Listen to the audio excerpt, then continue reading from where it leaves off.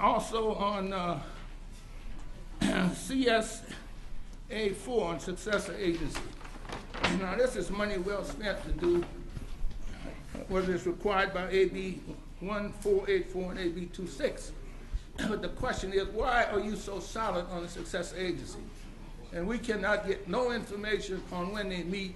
Then you have posted downstairs it's canceled. Nobody knows when they meet. You haven't given us any information on it. Where are the funds? Is it going into the property tax refunds, trust fund, or where is the money? You won't answer. Now, that's on CI1. That's been pulled, sir. Beg pardon? It was pulled. Okay. Anyway, silence is golden, but not in the municipality. We need answers. You have residents that want to help, but how are you going to help when you think you're a secret corporation? You won't answer anything, you won't give any information, and you're still not saying where's the money. And here you wait 2 weeks before budget is due, and now you want to rush everything through. See, what is, and it's not going to change. And you need leadership, and it's not here. And what it is, everything that's going to come out to light. Thank you, Mr. Matthew. So fess up. Thank you, Mr. Matthew. Ms. Barnes, real quick, I've heard about this a few times. Could you just tell us how that $14,000 was spent?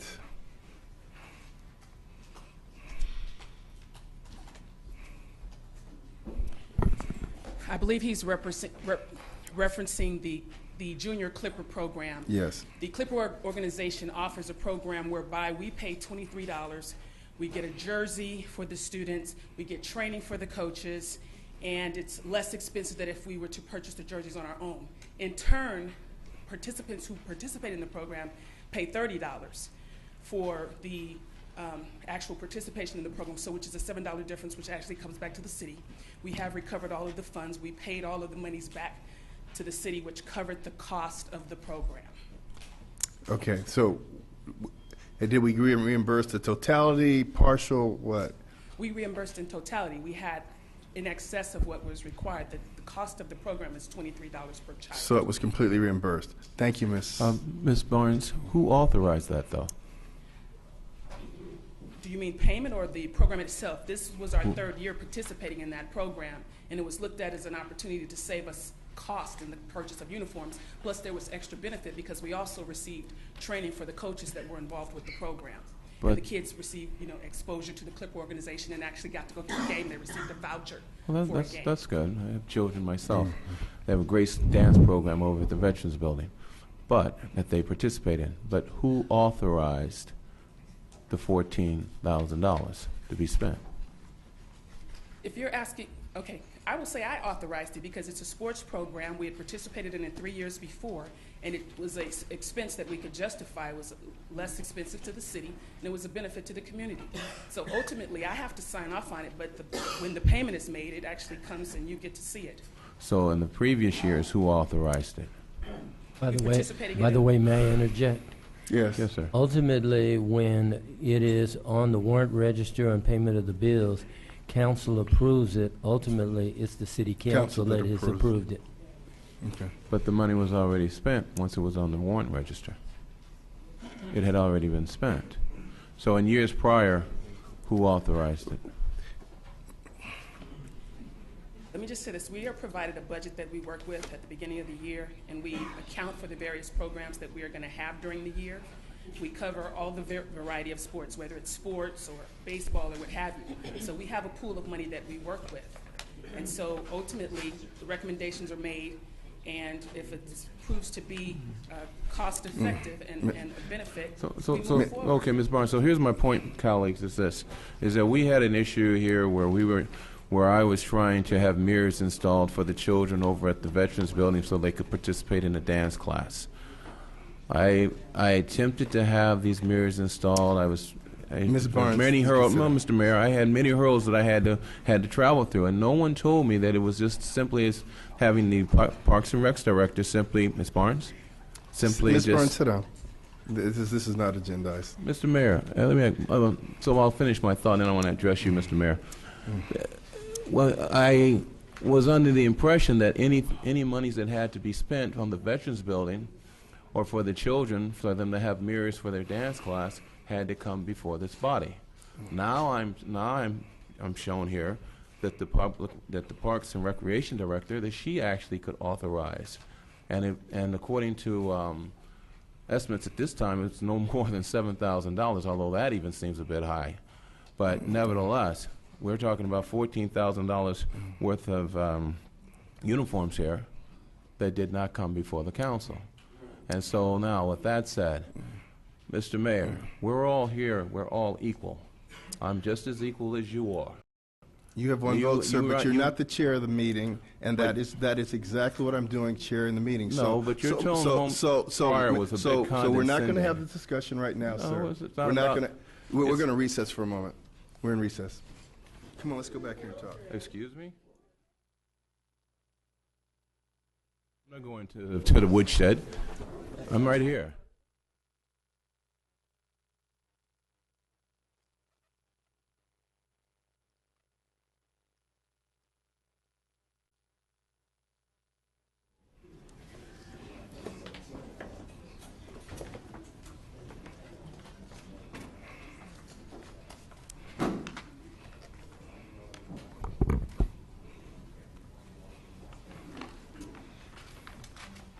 Okay, we're back in session. We continue public comment.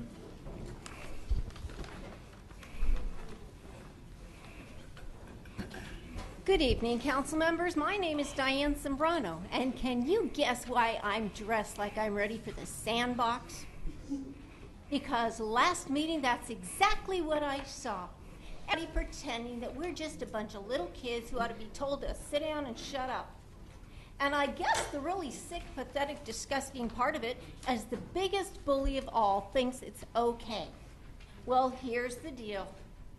You shouldn't get up and yell at another employee, because remember, you are an employee. You sit in that chair only because of the graciousness of this community, who many seem to think they made a significant mistake, now watching the arrogance. But you should never yell at another employee, as you did to Michael Falco. It was a bad case of Jimmy getting mad at Mikey because Mikey wanted to answer the question for Judy. How pathetic, how sick, how disgusting. And all that was about the budget because you allowed a budget, which should be about numbers, to only be about words. There isn't a single person here who doesn't know that Park and Recreation should take care of Park and Recreation. About the most convoluted one would be Public Works. But Finance should take care of Finance. Parking about parking. Not really tough to figure out. And you made the big hoopy-doo about spending here to ungodly hours of the morning. And not a single one of us would have minded if it had been an exchange of legitimate information. Instead, you made it about being a bully. Congratulations. You have now eclipsed Ed Vincent and Roosevelt Dorn in their childish antics. And that cute little "let's suspend" reminds me of Nzinga Owolo. How many thousands of dollars did that cost us? The budget is supposed to be about the budget. And whoever you're giving directions to everywhere else, you should be focusing on the words that are said from the person here. Not telling her to sit down, not telling Falco to sit down, not telling this one to cut it off. This is supposed to be a public exchange. You should not be talking amongst yourself. Everything you have to say to each other should be into a microphone, and Mr. Guy at the end who goes to SCAG and COG should know that. It should have been stopped over here by the city attorney. This is a fiasco and an experience in sandbox politics. You should be taking an equal cut to the cut you're expecting of these employees, not deferring some of your percentage points. These employees should not lose their jobs because your ego is too big to take a cut. Thank you, Mr. Brown. Mr. Falco, did you want to speak? Yes, good evening, Mayor, Council. I wanted to point out that last week during the long meeting, the issue that Ms. Sembrano just brought up, that I was in fact having a dialogue with you about standing up and presenting, and that I got up a little bit too soon, and you asked me to wait. So there was no issue whatsoever, and that you and I have had a number of conversations about the fact that it's important for staff, city manager, myself, and others to make sure that the council is well informed on various issues, and also that no statements are made that could jeopardize anything that would not be considered open session discussion. And I just wanted to point out that for the record, to make there was clarification there. Thank you, Mr. Falco. Yes, sir. Continue public comment. Good evening. My name is Nicole Carter. I am the Civic Engagement Programs Coordinator for the Social Justice Learning Institute. I'm here to speak to item DR2 under Public Works for the Capital Improvements Project. I'm with the Social Justice Learning Institute, and our mission at the Social Justice Learning Institute is to improve the education, health, and well-being of youth and communities of color by empowering them to enact social change through research, training, and community mobilization. We envision communities where individuals use their agency to improve each other's lives. We believe it's important, and we privilege the ideas, voices, and Miss Austin? of our youth. No, I'm just saying you're speaking and you're overshadowing, lady, please. All right. That's okay. We privilege the ideas of our community members here, and we privilege the ideas and the voice of our youth and our community members in order to have a positive impact on this community. I think that's what we're all here for. Our goals are very simple. We work to build capacity for individuals and communities to advocate for their needs, to train and build leaders, to educate and empower youth and community members to identify and rectify injustice, and to deliver effective programs, resources, and support that help advance that mission. So to meet these goals, we work with our youth, we work with our residents, our local schools, our city officials, and elected officials to increase educational opportunities through innovative programs and sustainable practices. And we also develop and manage those programs that advance academic, food, and environmental justice.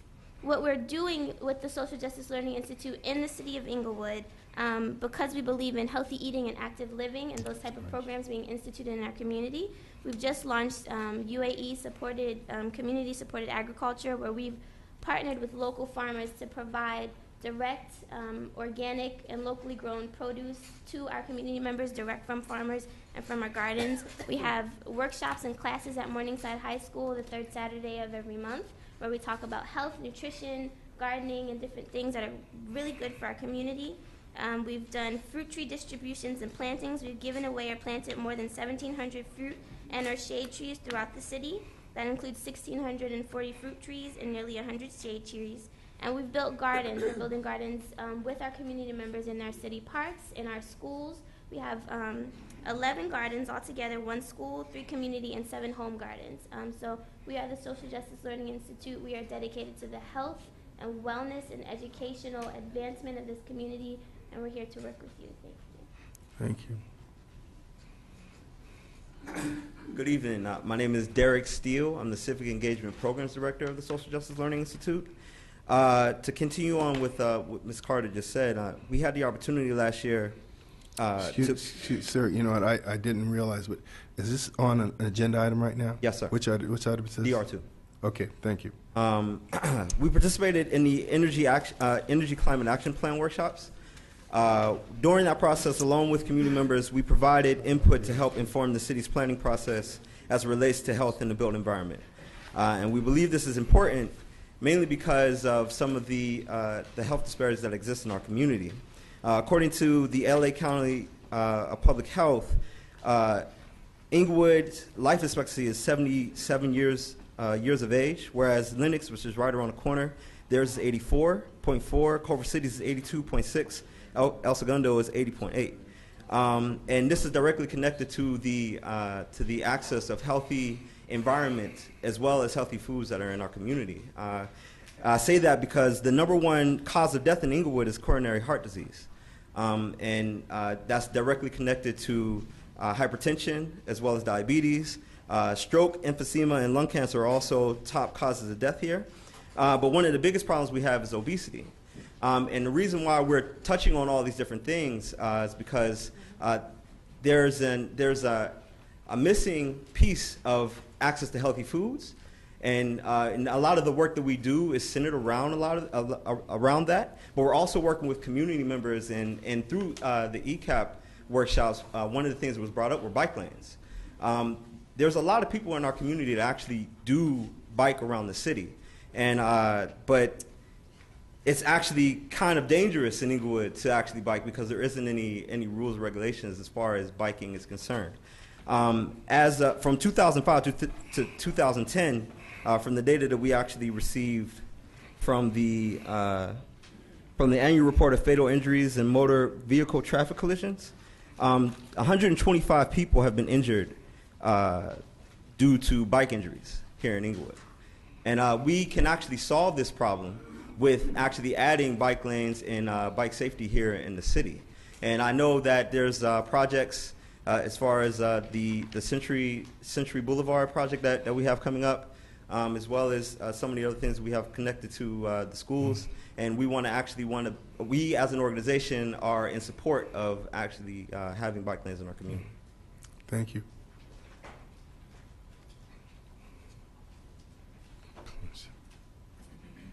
Good evening, Mayor, members of the council, and members of the community.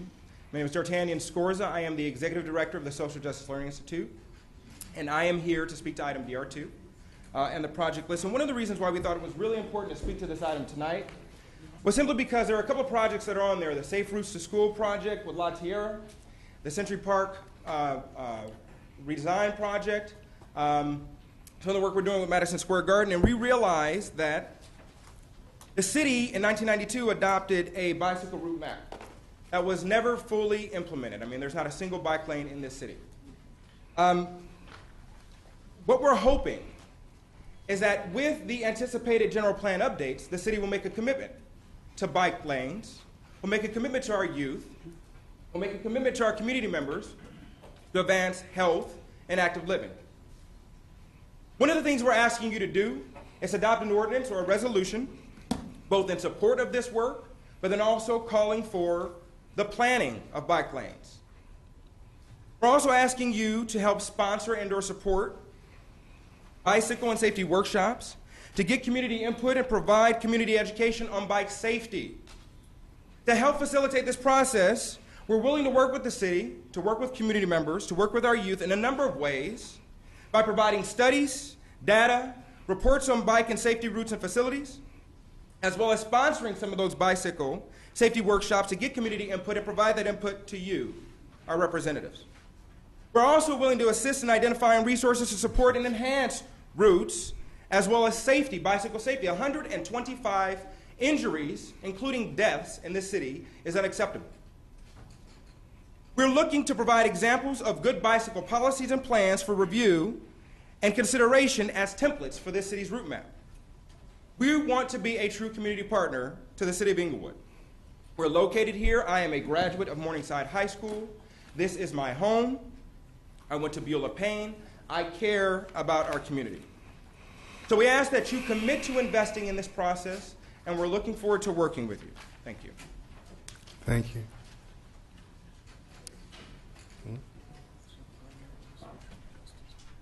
Hello, everybody. When they finish, you can start my time. Ms. Austin, your time is running. You was on. Go ahead, ma'am. Go ahead, Ms. Austin. No, I'm just teasing. Right. You know the project the little girl was talking about? Mm-hmm. I don't know where it is on here, but I went to the project. I did go, guys, and you know what? They were really canning tomatoes. I was there. I went one. It was you was at the Savoy. You were at the Savoy with the thing, and I went. It's in Ralph Franklin's district to Morningside. I only have one reservations about that, guys. When you get to the Morningside school, no one there knows about it, and I think we need a little more communication. But it's a good project. I'm behind it all the way. The trees, they teach you everything, and it's really good for kids because all they do is they need to unplug and learn how to grow nature. But I think we need a little more communication with Councilman Franklin with Morningside because they didn't know, you know, where I go. So like I was driving in a circle. But other than that, it's a good project. They teach you how to can, preserves that we grew up with our grandmother. They teach you a lot of things. and how the vegetables, and it was nice. It was very nice. I enjoyed it. So I wanted to give it a positive thing, you know. Okay. Okay? All right, Thank you. Thank you.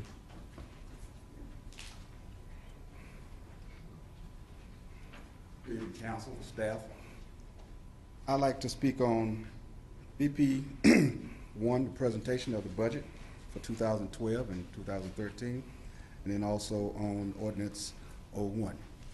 I'd like to say that I'm thankful that today is only a presentation with direction to the staff, because there are some items inside this particular budget presentation that a lot of people have been upset about.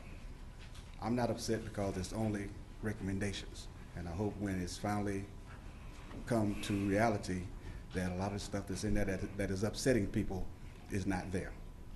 And the other one about 01, last week, line 1 was motion to waive further reading. Okay, that's good.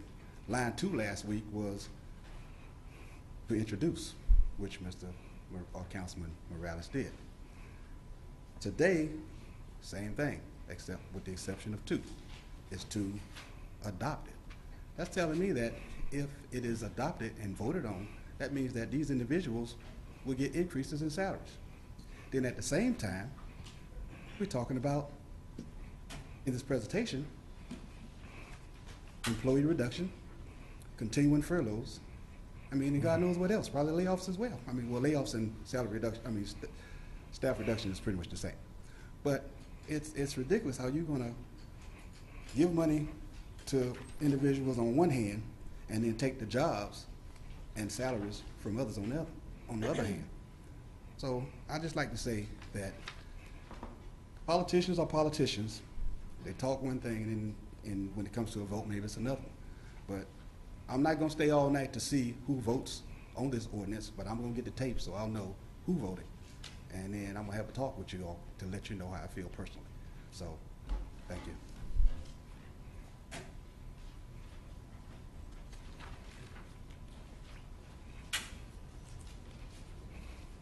Mr. Mayor, Council, my name is Joseph Texera, and I'm again asking that the meetings for July 31st and any subsequent meeting minutes not be approved until the city clerk's office improves the way that it documents the minutes to adhere to the requirements of the Inglewood City Charter. On page 36 of the city charter, under the duties of the city clerk, it states that the city clerk, quote, shall be present at each meeting of the council except when excused therefrom by the mayor or council, and shall keep full and accurate minutes of its proceedings, unquote. I and other residents have repeatedly pointed out that the minutes have been inaccurate. For instance, the minutes repeatedly don't list the comments of public speakers who give their names, sometimes only 4 out of 12 or 3 out of 9. 3 of the first 4 times I spoke here, I gave my name, but the comments weren't even documented. 20 people were listed as speaking on the water and sewer increase in March 6th, but the opposing 19 comments were left out. But the one supporting comment, that was what the council eventually voted for, was documented. I pointed out these meetings that at these meetings the minutes have been biased, and that when I came to complain that the minutes were inaccurate, the city clerk documented that I talked about a warrant register, which I didn't. I pointed out these specific unquote mistakes with the minutes several times, but to my knowledge, none of them have been corrected, even though I have pointed out that because these mistakes coincidentally usually hide problems with the city government, the minutes end up being documented in an obviously biased way. And I've pointed out that the city clerk's office, if they deliberately document a public hearing in an official government document in a biased or inaccurate or incomplete way, would be the same as a court reporter deliberately recording only certain testimony from certain witnesses, or actually changing the testimony of certain witnesses in a trial to help a certain side of a case. It would be unprofessional, unethical, and would most likely land someone in jail. So it is clear that the known mistakes in these city council minutes should be corrected, and that the city clerk's office should immediately begin abiding by the requirements of Inglewood's city charter. Thank you.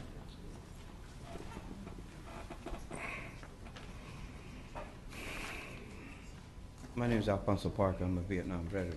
What I want to speak to is that the issue of us being able to get certain information.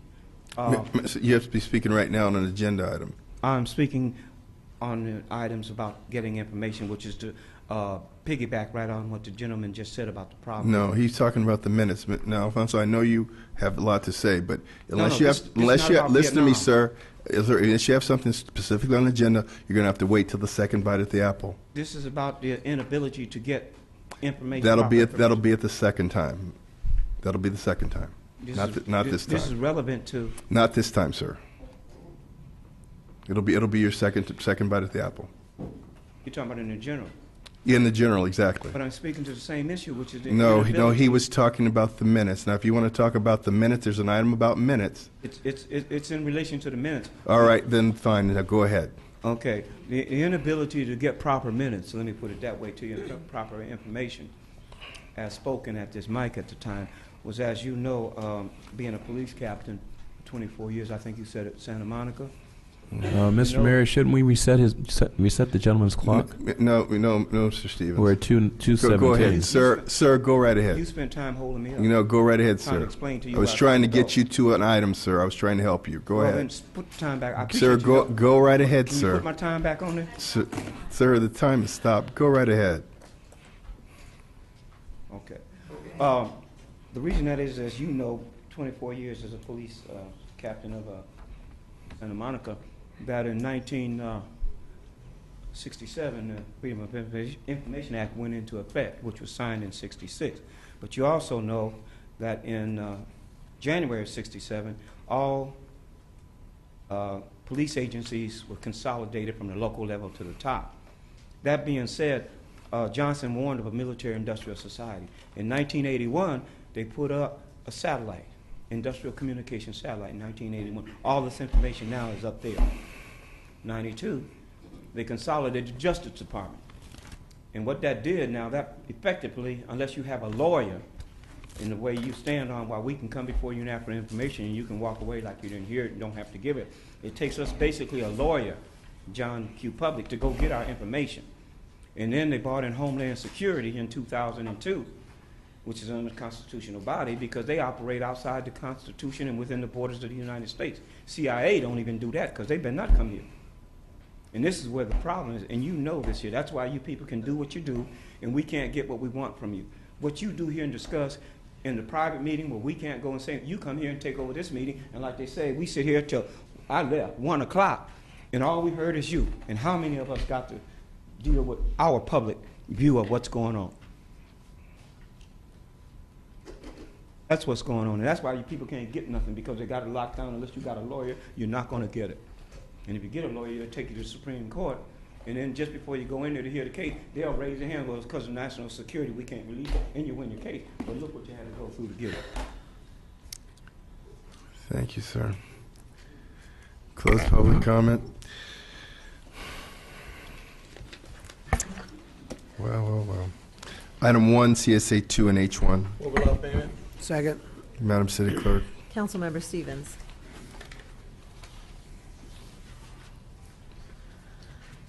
Councilmember Stevens. No. Dunlap. No. No. Morales. Aye. Franklin. Aye.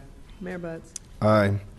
Consent calendar items 2 and 3. Move approval. Second. Madam City Clerk.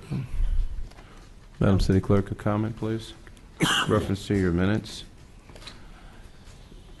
You have there where it states that on the 31st. I can't hear you, so if you want to ask me a question, you need to speak up. Well, I will in just a moment. I want to be accurate here.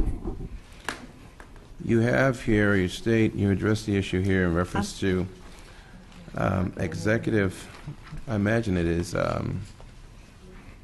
it says, the states here, it says, the City Council of the City of Inglewood held a special meeting on Tuesday, July 31st in the council chambers in the City Hall of said city. Then states, Mayor Butts called the meeting to order at the hour of 4:02 p.m. The acting city clerk announced the presence of a quorum. States Mayor Butts, Councilmember Dunlap, Morales, and Franklin. Absent was Councilman Stevens. City officials and personnel present for a closed session were identifies Ms. Thompson, Mr. Fields, Saunders, Watson, city clerk, manager, identifies their titles. Then it goes into public comments regarding closed session items. Now, the issue that I have here is that when we then move down here to following the Pledge of Allegiance to the flag of our country, Mayor Butts called the meeting to order at the hour of 7:05. City officials present and personnel present were Yvonne Horton, Artie Fields, Wanda Brown, Cheryl Moore, Cal Sanders, Mausi Watson. Now, every city that I've ever attended, which have been a few, from Newport Beach to Manhattan Beach, El Segundo, a roll call is taken for each component, whether it's executive session as well as also regular session, which is at 7 o'clock. Now, I was here for executive session. I was not on this dais, so I understand why you placed me as absent. I was in the building, but I wasn't here. Are you talking about for closed session? Is this closed session? No, that took I'm place at asking you 4:02? At 4:02? Yeah, if you're not sitting there, you're not here. That's fine. I have no Okay. problem with that. Okay. The issue that I have is, though, that when we arrive at 7:05, Right. you do not identify a roll call being taken. You do not identify that I was present. So someone told us, someone who did not know, they would look at this and think that No, they wouldn't. Councilman no, they would not. No. It's not written. If you go to El Segundo, Okay, I don't go to El Segundo. I'm here in Inglewood. If we go But to- let me just if- say if we go to this. Manhattan Let me just say Beach, this, a council roll member. call is If taken they at read each- this, they will read. If you're here and you voted, they will know. Nobody, no, roll they'll call, understand. Madam City Clerk, a roll call is taken every time You this know, meeting is I'm convened, done. or should Okay, be. I'm done. I'm And when done. it is convened, a roll call is Sit here with taken. that nonsense. What I'm asking is, and in the future, could we have the roll call identified for a regular session that takes place at 7 o'clock? My parliamentarian, could you please address the issue of roll call? Mr. Saunders. It's You'd what? be waiting for a question from the chair, and there's no question from the chair. Mr. Mayor, would you please address my question to the city attorney I'll tell in you- reference to addressing the issue of roll call? I'll tell you what, that's not an agendized item. If you had a question about the minutes, you've made your statement. Any questions we have about the process, that's Just something we should just take for up. clarity, should just take Ms. up with Horton the seems to be city a bit clerk. upset. My statement is simply for accuracy, in that when we reconvene at 7 o'clock, it should be identified here in the records who is in attendance at 7. I understand that at 4 o'clock, if I am not on the dais, if I'm somewhere on the floor, I understand that. You will not count me as being present. I understand that. But my question becomes, when 7 o'clock arrives and we reconvene here, then everyone who is present, a roll call should be taken, and it should be listed here. Because to anyone else who, to a layman person who would just look at this, they would think that I was not present at this meeting if you were just to simply take this one page Yeah, but hopefully. and not look at the they other would- pages. But you know what, I understand where you're going with it, and it's unfortunate, but I'm sure if they read throughout the minutes, they will read that you voted for things and that you're here. But we'll look into it, and maybe we will do that. I mean, we haven't done it for years, and Ms. you know, Harris when I always did look- it. Ms. Don't Harris don't always you did even it. go there with me. You know why? Excuse me? Let me tell you why. Because I went back and I researched some things with Ms. Harris, and you said the same complaints about her, and I have it in writing. Well, Her please show it minutes to were me. inaccurate and Please everything show it else. to me. This is just, let's move on. Let's move on. All right. Excuse me? Thank you. That'll do that. Your time is up. Okay, Madam City Clerk.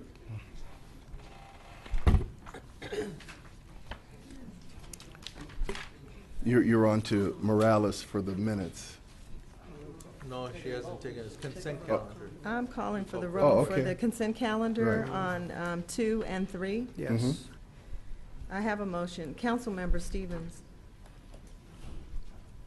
And we are voting on The once consent again, calendar. 2 and 3.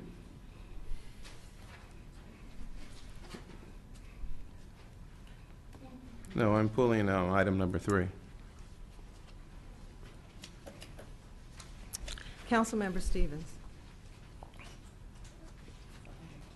Excuse me? We're voting on 2. We're voting on 2? Yes. No. Okay. Dunlap. Aye. Morales. Aye. Franklin. Aye. Mayor Butts. Aye. Item 3. Staff report recommending approval of agreements between the city and VCA Code Group, the city and MSG Form LLC, and adopt the resolution amending the 2011-2012 fiscal year budget to facilitate reimbursement of costs for the building plan check and inspection services for renovation of the form. Move on 2 and 3. Second. Is there a question for Ms. Tatum? Just over you, Ms. Tatum, on your time. Earlier this year in June, the City Council approved the renovation of Madison Square Gardens, and the staff since that time has been working with Madison Square Gardens to proceed with the project. Madison Square Gardens requested that to enter into an agreement with the city to allow an outside plan check staff to perform the plan check services in order to expedite and make sure that the project remained on schedule. Staff prepared the cost estimates and identified consultants to complete this work, and that is what's included in greater detail in the staff report, but essentially they are requesting to be allowed to pay the city to have an outside consultant complete the building plan check, building inspections, and that's what these agreements are requesting the city to do. In addition, the request is for a budget amendment that would allow MSG to provide the city this payment. It would amend the building department's budget, and then as that work is done, the building staff or the consultant will be reimbursed for that work. I should note that not only does it cover the cost of the consultant who will be doing the work, but it also covers the cost of staff to provide oversight of the consultant's work. That concludes staff an overview of the project, but I'd be happy to answer any questions you have specifically. Okay. So my question is this. The staff, are you familiar with what the staffing number was in the plan check department in 2006? No, I do not. Do you know how many engineers we had or plan checkers we had then? I do not. I know that it was greater than the number that we have today, but I don't know the exact number. Maybe by 1. Do you have any staff members here who might know exactly? The building official is in the back, and he can respond to that question Building official, are you here? at the mayor's direction. Oh, excuse me. Mr. Mayor, could you ask for the building official to step forward? No, because that really has nothing to do with this item, sir. Well, yes, it does. Here he comes now. Miss, Yes, hold Mr. up. Singh. How are you today, Mr. Singh? Mr. Singh, no, it's not necessary right now. Well, it is necessary. I have a question. It has nothing to do with this item. It does have something to do with it if you let me ask my question. It has everything to do with it. Mr. Singh, step forward, please. It's okay. It's people's business. Hi. Mr. Singh, were you here in 2006? Yes, I was. How many employees, how many plan checkers did we have in 2006? We had a total of 4. Had a total of 4? Yes. How many do we have today?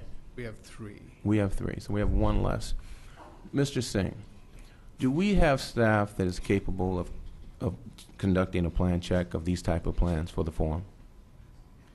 Technically, yes. We do. Yes, but Would it be possible, let me ask you a question. Would it be possible for us to have a staff person work on a Friday, since we're on a short weekend here, on a short week here, 4-day work schedule, have them work on a Friday to conduct these type of plan checks? Would that be possible? Yes, Mr. Fields. No, it doesn't seem like it. What I'd like to say in response to your question is that I've been requested by a number of employees who would like to work, overtime on our work additional hours on Fridays to get work done. Yes. And in an effort to be consistent and not cause any morale issues, we've had a policy here where we have decided that no employees will get the opportunity because they might be in a situation where they're a non-general funded position or they're outside costs associated that would pay for their additional hours will work on Fridays. What we have done and what we're open Thank you, to. Mr. Singh. Well, no, Mr. Singh. Thank you, Mr. Mr. Singh. Singh, I have one more. Thank I you, have more Mr. questions Singh. for Mr. Singh, Mr. Mayor. Thank you, Mr. Singh. Well, Mr. Singh works in the department, but here's my point, Mr. Fields, is that to me it would seem the forum is a structure that is here in the city of Inglewood. And I remember back in the early 90s, I attempted to find out some information pertaining to the forum. At that time, you would simply go to the plan check department, and there were individuals who were actually in this building who were here when the building was built, that knew that building, knew that it was a roof suspension, it was a suspension type roof. They knew that. Now, not that our staff doesn't know that, but they could learn the intricacies of that structure. They could learn every nuance of that building.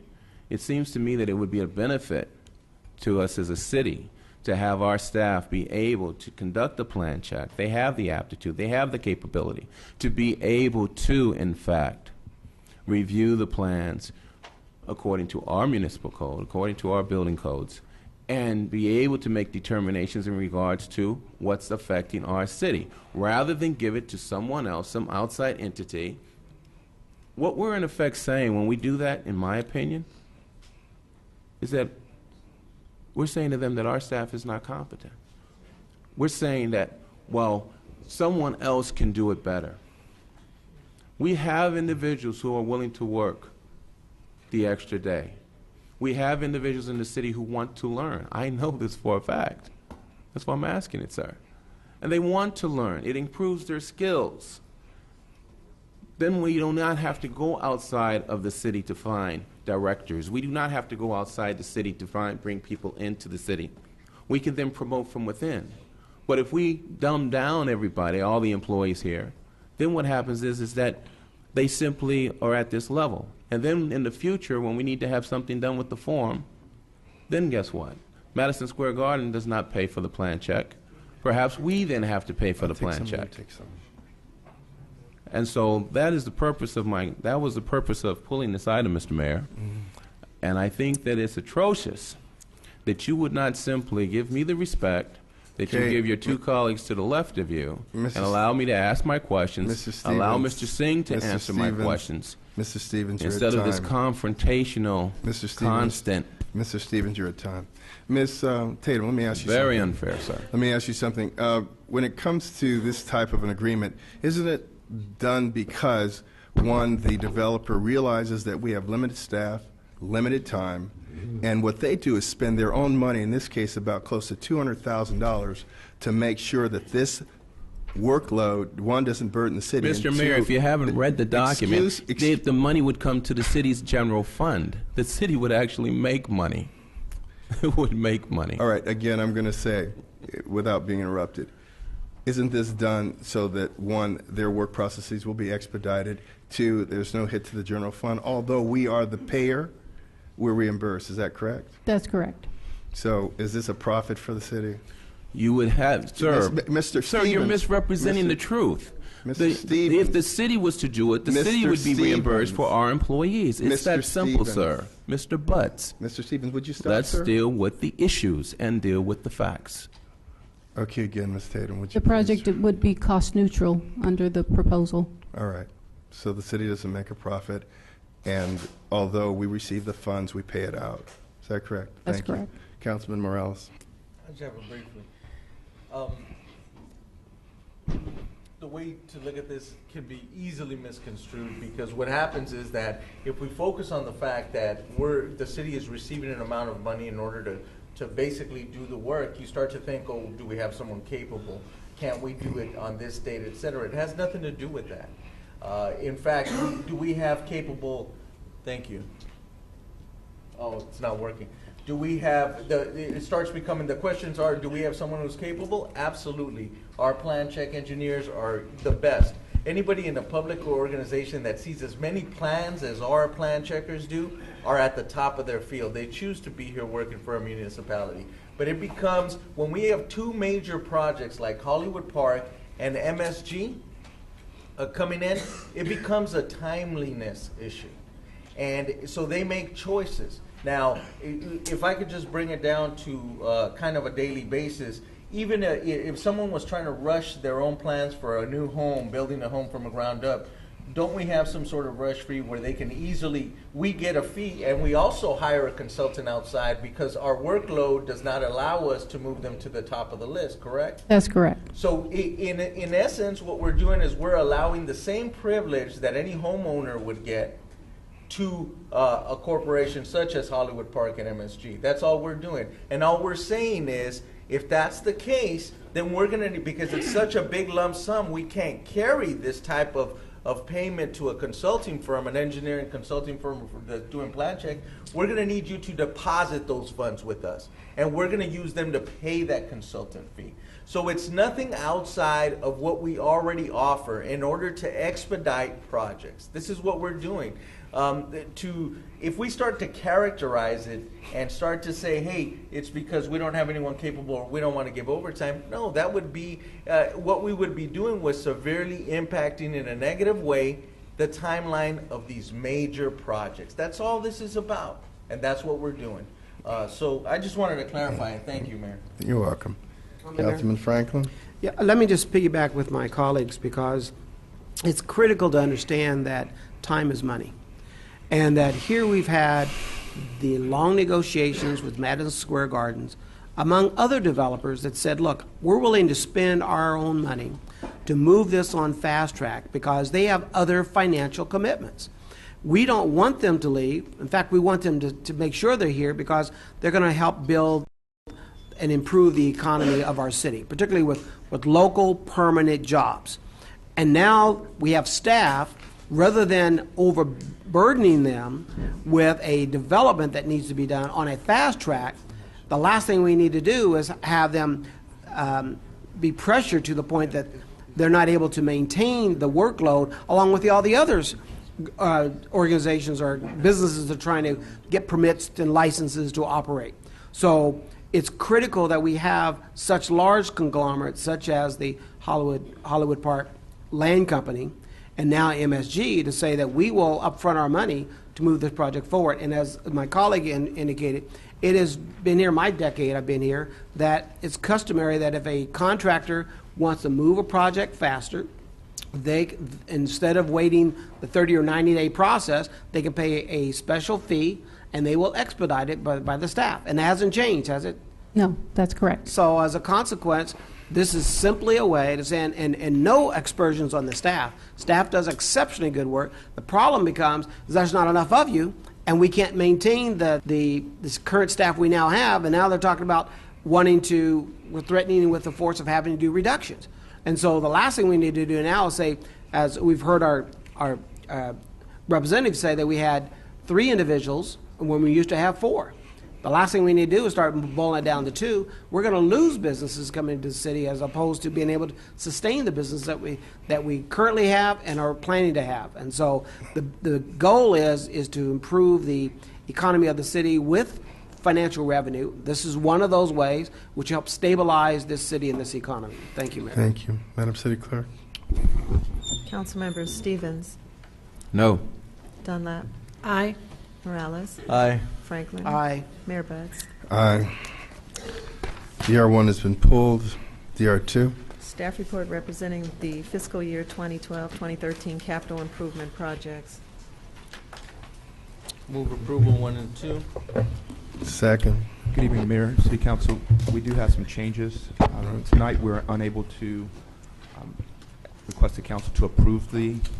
Can't hear you. Tonight, we're unable to ask the council to recommend to the council to approve the capital improvement plan tonight. We have to actually notice it, just as we do with our general operating budget, the GAN report, and then when we come back on the 25th, we will ask you for your recommendation to approve it. Tonight, we're just making the presentation. Okay, All it's right. agenda, so but I'll rescind. Okay. All right. And so with that, I'll open up by saying that it's my pleasure tonight to recommend your discussion for the first 5-year capital improvement plan that the city has done since 1999. This 14-year gap in the time that that it's taken for the city to do a CIP plan has been unfortunate because as a result of not having a 5-year plan, many of our infrastructure needs have gone unaddressed up until this point. Tonight, I would like to present Harry, who will then again present our consultant who's helped us prepare our 5-year plan, and I think you'll be happy with the product that we will be presenting you tonight. Just a quick question, Mayor. Yes. Yes, Mr. Fields, the document that was in our agenda packet last week, have there been any changes to that document? There have been a few formatting changes, but the projects that are in there, the cost that's in there is the same. Okay. And so where there's changes, we'll note those as we go along. Okay, Mr. Frisbee. Council, Harry Frisbee, Acting Public Works Director. Just to indicate, as the city manager had stated, we were asking for the receive and review of the capital improvement plan and the capital improvement program budget. I'd like to introduce Robert Braden, who is a public works consultant to the department, who has assisted in putting together the 5-year CIP and then the 2012 fiscal year. Good evening, Honorable Mayor, council members, staff. Tonight, Public Works presents the City of Inglewood Capital Improvement Plan. And before I start, I would like to just take a personal moment to thank Mr. Harry Frisbee for his leadership and guidance in the department with the horrendous chore of being the Acting Public Works Director, and his instrumental role in helping guide us through this instrument that we're presenting to you tonight.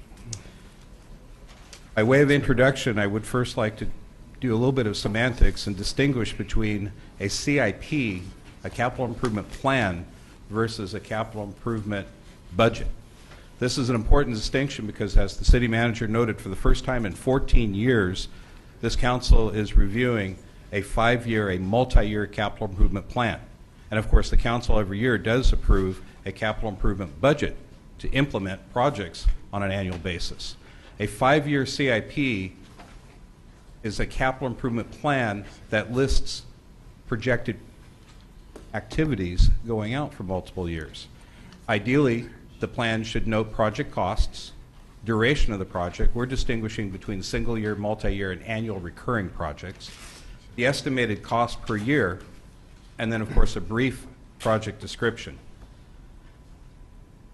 In contrast, a capital improvement budget is going to list the budget appropriation only for that specific project year, for each project. It's also going to note the funds that are used for the budget appropriation and then the source of the revenues used for those funds. We've developed new processes for this CIP, and specifically we'd like to mention several of them tonight. Besides the multi-year approach that we're bringing back for the first time since 1999, there's also a grants management policy that has been implemented, effective in March of this year, approved by the city manager. This was a critical document in order to respond to demands from the state of California, Caltrans, in having a written policy in the management of grants, how they're monitored, how the city's in compliance with these grants.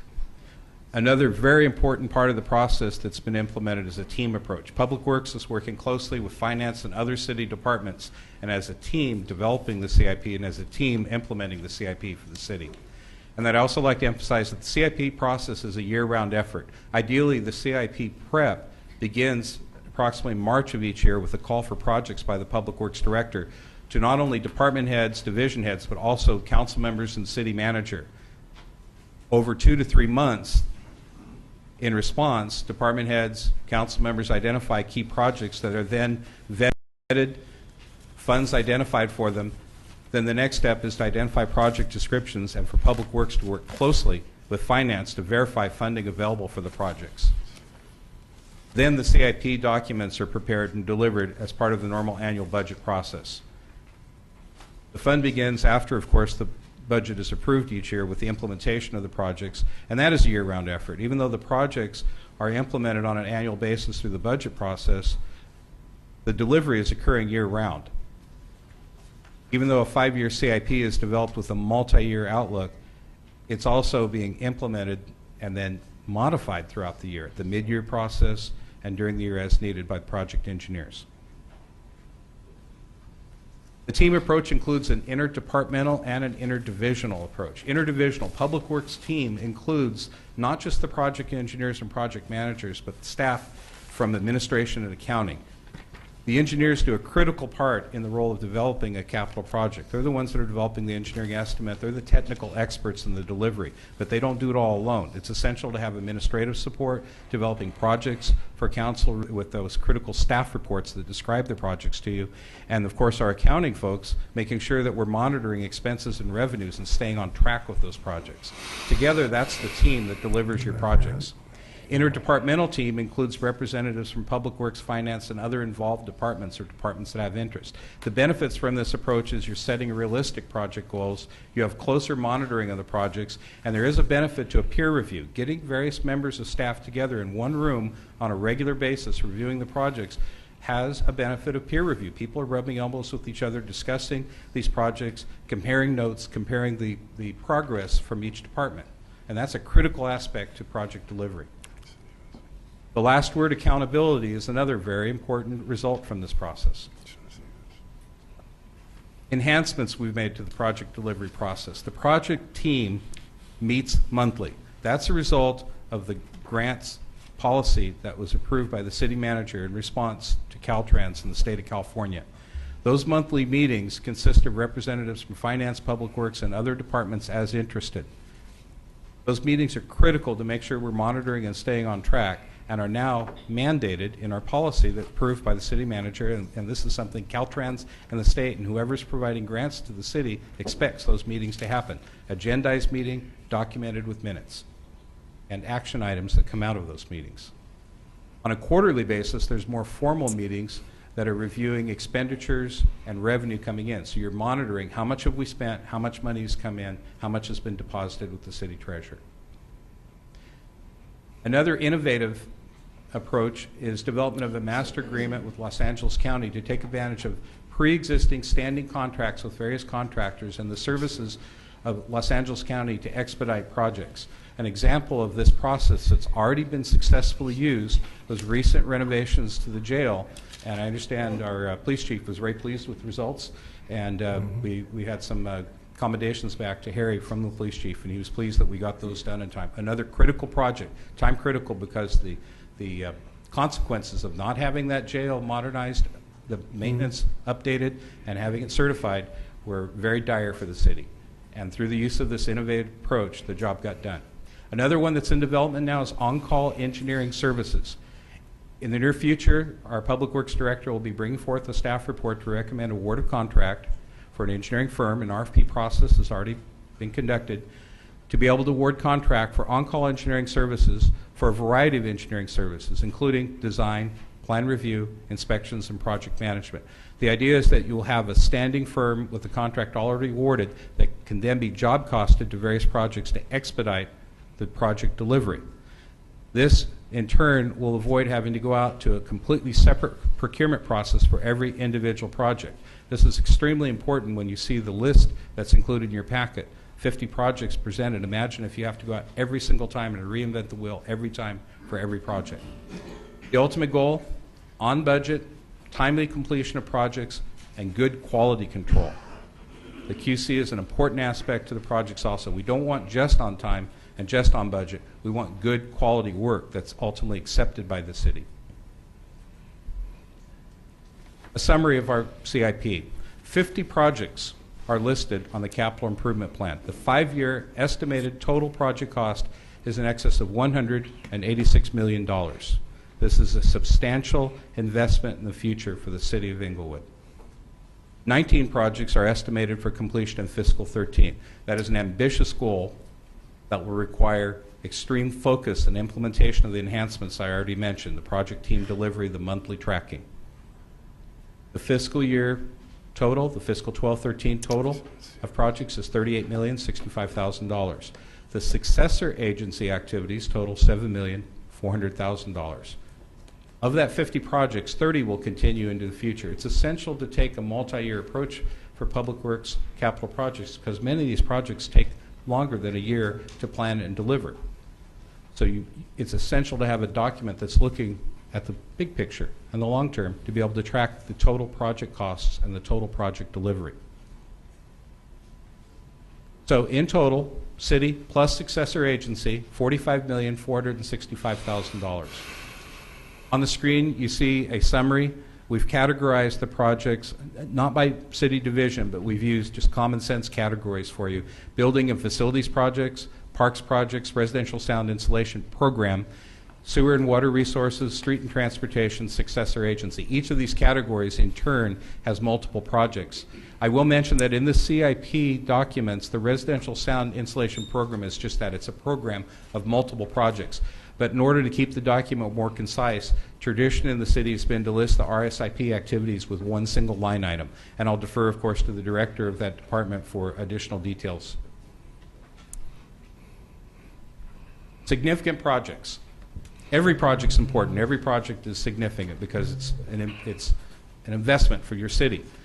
But in particular, we'd like to note the CDBG funded projects. For next year, what's proposed are sidewalk replacement, street resurfacing, park lighting, a park multi-purpose field, and continued investments in development of restrooms for park facilities. Water and sewer projects, investments in sewer and storm drain improvements, well, distribution, and reservoir improvements. In particular, the well and the distribution investments and the reservoir improvements are critical for the city because they could result in cost savings for the city as you increase your capacity, and also greater fire life safety. By having greater reservoir improvements, by having greater well production, that means less imported water, less money the city, less water the city has to buy, and more water the city is producing to sell. Significant projects, continuing street and transportation projects. I know a number of these have been presented previously, but I just want to quickly go through to mention the La Brea Avenue improvements from Hillcrest out to 104th, and of course the Century Boulevard improvements. Another new list of projects that's in the CIP is the Civic Center building projects. This is an extremely ambitious bond-funded set of projects that will address elevator, life safety, ADA compliance, and seismic upgrade needs for the Civic Center buildings, including the parking structure, City Hall, library, and police facilities. Senior Center, new facility construction, a long-awaited project that is going into design phase, followed by construction. Again, a multi-year project, but it's moving forward. Just a quick glance at two projects, Park Restroom Reconstruction Project, and I'm referencing, of course, the city project tracking number. Any authorized project is going to be prefaced with a P for project, and this particular project is numbered in the CIP Plan P416. It's a single-year project, $55,000 in current funding coming from HUD CDBG, and the key features are there's going to be site preparation and the new construction. To give you a feel for what that's going to look like, here's a photo of the work in progress with the fiscal 12 restroom construction at North Park. And as you can see, the site preparation's been done, the excavations are done, and the masonry walls are going up. In contrast, a much larger project, we go from a $55,000 single year to a multi-year $28 million estimated project for construction and current funding. This is funded by a successor agency, the Century Boulevard Mobility Improvement Project, P212, or 212, excuse me. P212 is the successor to P695, which is a design project for Century Boulevard. That phase of work is nearing completion, and it will be followed by construction work that's going to include street reconstruction, traffic signals, lighting, curb gutter, sidewalk replacement, new landscape median, and critical drainage improvements. I believe Council's already received at least one presentation of this. There'll be more to follow, but just to refresh regards to what this is going to look like. There's Century Boulevard at 3rd, looking west, and here's the estimated after. So again, the critical features, the drainage isn't as easy to spot, but the median is, and the new tree planting, the new curb and gutter is going to create aesthetically a very dramatic improved look. Century Boulevard at Prairie, looking west before and after, with the new signals, the new street design, the new landscaping. I think about the only thing that didn't change there is that king palm off in the distance to the left. Unfunded needs. It's extremely critical to note and document in any CIP the unfunded needs. I've always been a strong advocate in my career, whether I've been a facilities director at USC or in the military as a Navy chief, working with the Seabees. You have to document what you're doing now, but you also have to plan for the future and keep a wish list and keep your optimism up that we'll get there to do it. So the unfunded needs is an expression of optimism. Currently, in the CIP, there are 43 unfunded projects noted in the 5-year CIP for a total value of $31 million. The immediate causes of these unfunded needs, one is a growing deferred maintenance list, and the other right now is the current non-availability of general funds. This is not an exhaustive list. This is a start. And Public Works looks forward in the future to working with department heads, with council, and with division heads to grow this list out in accuracy, develop engineering estimates, so that when funds are available in the future and when there is direction to proceed, you'll have a plan ready to go. Thank you, sir. I'm closing with some acknowledgments. It grew to a long list because there were a number of people that contributed to this presentation tonight. And again, I would like to express thanks to all of them. You see them noted up there, and I'm sure there are many other people, teams within these departments that contributed. And with that, we have our subject matter experts, our acting city engineer, our water resources senior engineer, our public works director, and our water resources division head standing by for any specific questions on projects you may have. Thank you. That concludes our report. All right. Our presentation. All right. Don't hear any questions. I have a question. Councilwoman Dunlap.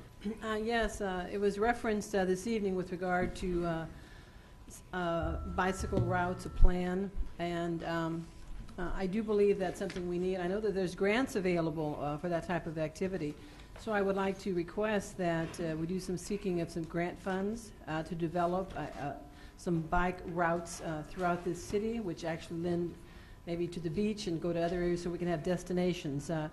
There has been an interest in cycling. I'm going to say at least the last 5 years. I oftentimes see bicycle clubs actually going down some of our major streets, such as Centinela and so forth. So I think the time might be right to seek those grants to develop a bicycle route plan, because once you have the plan in effect, then we can maybe get some money. So we can get money to do the plan, but we can't get money to actually build or so forth unless we have a plan in effect. So it's like, you know, what comes first, the chicken or the egg? So let's take the initiative to get that done, because there's a high interest. We need to have it for some of the reasons that were mentioned by some of the speakers we had, as well as it's an ongoing interest and concern of mine and my constituents in the 2nd District, and I believe citywide as well. So a bicycle plan with routes and lanes and so forth through the city, I think, would be something that would be well received. Thank you. Thank you. Okay. I have a few questions for you. Sir. Your name again? Robert Braden. Oh, you're the consultant. Yes, sir. From last week. Yeah. We pay you $11,000 a month. Is that correct? Roughly? A not to exceed amount. How much I do, it depends on the direction from the city manager. So are we being paid? Are we paying you this evening for you to be here? I hope so, sir. Oh, you hope yes, so? sir. I am on the clock. Yes, sir. Mr. Frisbee, there is no one in our engineering department that could have given this presentation? Mayor and City Council. Excuse me, Mr. Frisbee. Mr. City Manager. I requested that Mr. Braden give the presentation tonight. He's worked diligently, and he's been my key point person on developing the CIP, and he and I have worked the closest together, and I thought he was the best person to give the presentation. We just approved his contract last week. And I apologize, Mr. Frisbee. Mr. Fields, there was no one else at the tune of $67 an hour that this gentleman is charging us. As I stated, that could have gone through this presentation? There were a number of employees that could have done it, but I well, believe why that did we not have them because I believe that since Mr. Brayton and I worked directly on it, for him to give the presentation. Okay, Mr. Fields. Okay, Mr. Brayton, let me ask you a question here. Yes, sir. You mentioned grants, policies. You mentioned the state. What were the demands that the state has placed upon us? You made reference to that. You said that they were going to place demands upon us. States and federal. Yes, sir. For specifics, I defer to the finance director, but I can tell you, in general, one of the demands was simply to have a written policy. To have a written policy? Yes, a written policy stating what? I would defer to the finance director to provide that copy for you, sir, but some of the key points are to have regular ongoing meetings between your project teams on a monthly basis, to be able to monitor projects, to be able to track revenue, track expenses. Not that that wasn't happening consistently before, but it needs to be specific in writing and approved by the city manager. Do you have a copy of that letter? I would defer to the finance director. She was the one who drafted for the city manager. We could certainly Okay, provide one. Mr. Fields, I'd like to get a copy of that letter if I can. Next question, project delivery October through September. Okay, how many CIP projects, capital improvement projects, were implemented last year? For the current year, sir, fiscal 12? Well, last year, yes. There were approximately 43. There were 5 CDBG projects completed, 2 other street projects completed. There are a number of other projects that started in design but were not completed today. So how many were actually issued specs?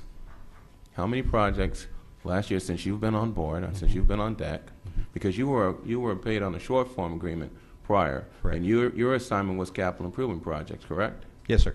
So how many capital improvements did you work on in reference to assigning specs for?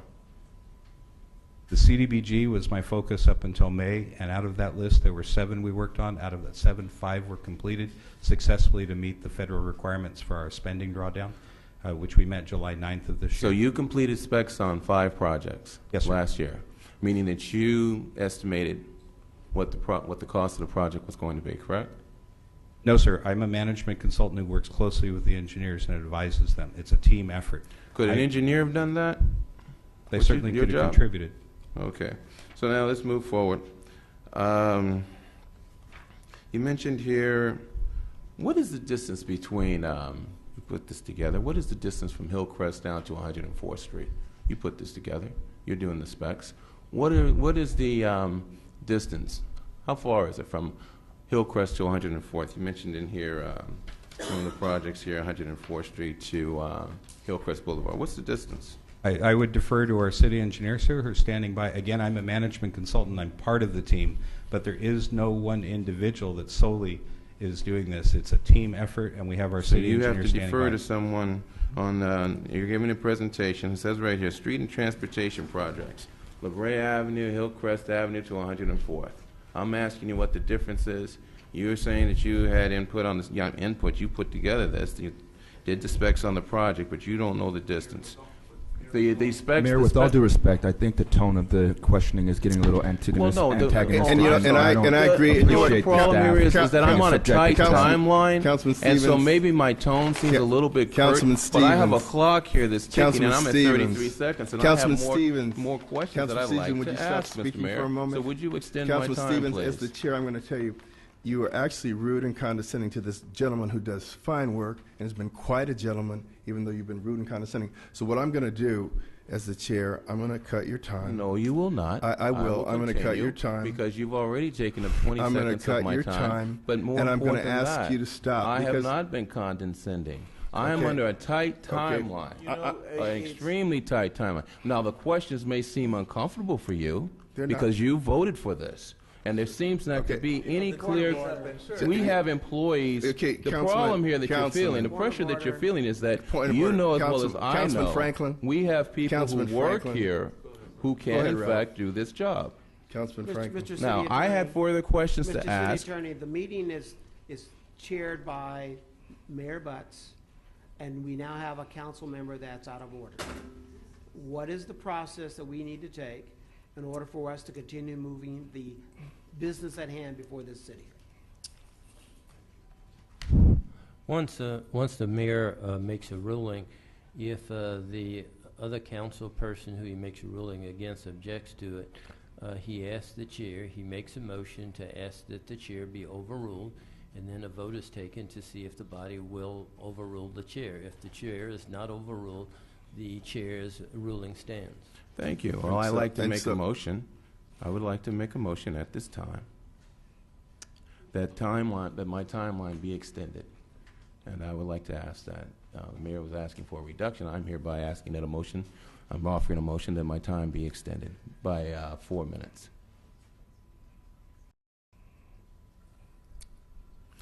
All right. Mr. Parliamentarian. Actually, your time is up. And you know what? I'm going to, if you continue to talk, now, you know, I've really tried to work with you, Councilman Stevens. But if you continue to talk after you've been asked to stop, I'm going to make a motion to censure you. And while that only has an administrative effect to go on the record about your behavior, we're going to do that. And I'm going to ask you to do as all the other council people do. Allow the chair to run the meeting. Don't talk out of turn. Don't interrupt. And don't exceed your time. So right now I'm going to ask you to stop talking. Your time is up. Are there any other questions? I have a comment, Mayor. Councilman Franklin. Thank you. First of all, Mr. Frisbee, I want to thank you and also Mr. Fields for this new format. Over the years that I've been on the dais, we have been given a figure for certain projects, but not the timeline when we thought this project was going to be completed. So when we were adopting budgets, we adopted the budgets with the intention that the capital improvement projects were going to commence and complete within the fiscal year of the city. By you now having us a breakdown where we have a better understanding about projects that we can count on being done within the budgeted year versus those that are going to take multiple years is a breath of fresh air. And I want to thank you. We've also had the issue of concerns that we've had projects presented to us or have been verbally advised that we were going to have certain things done.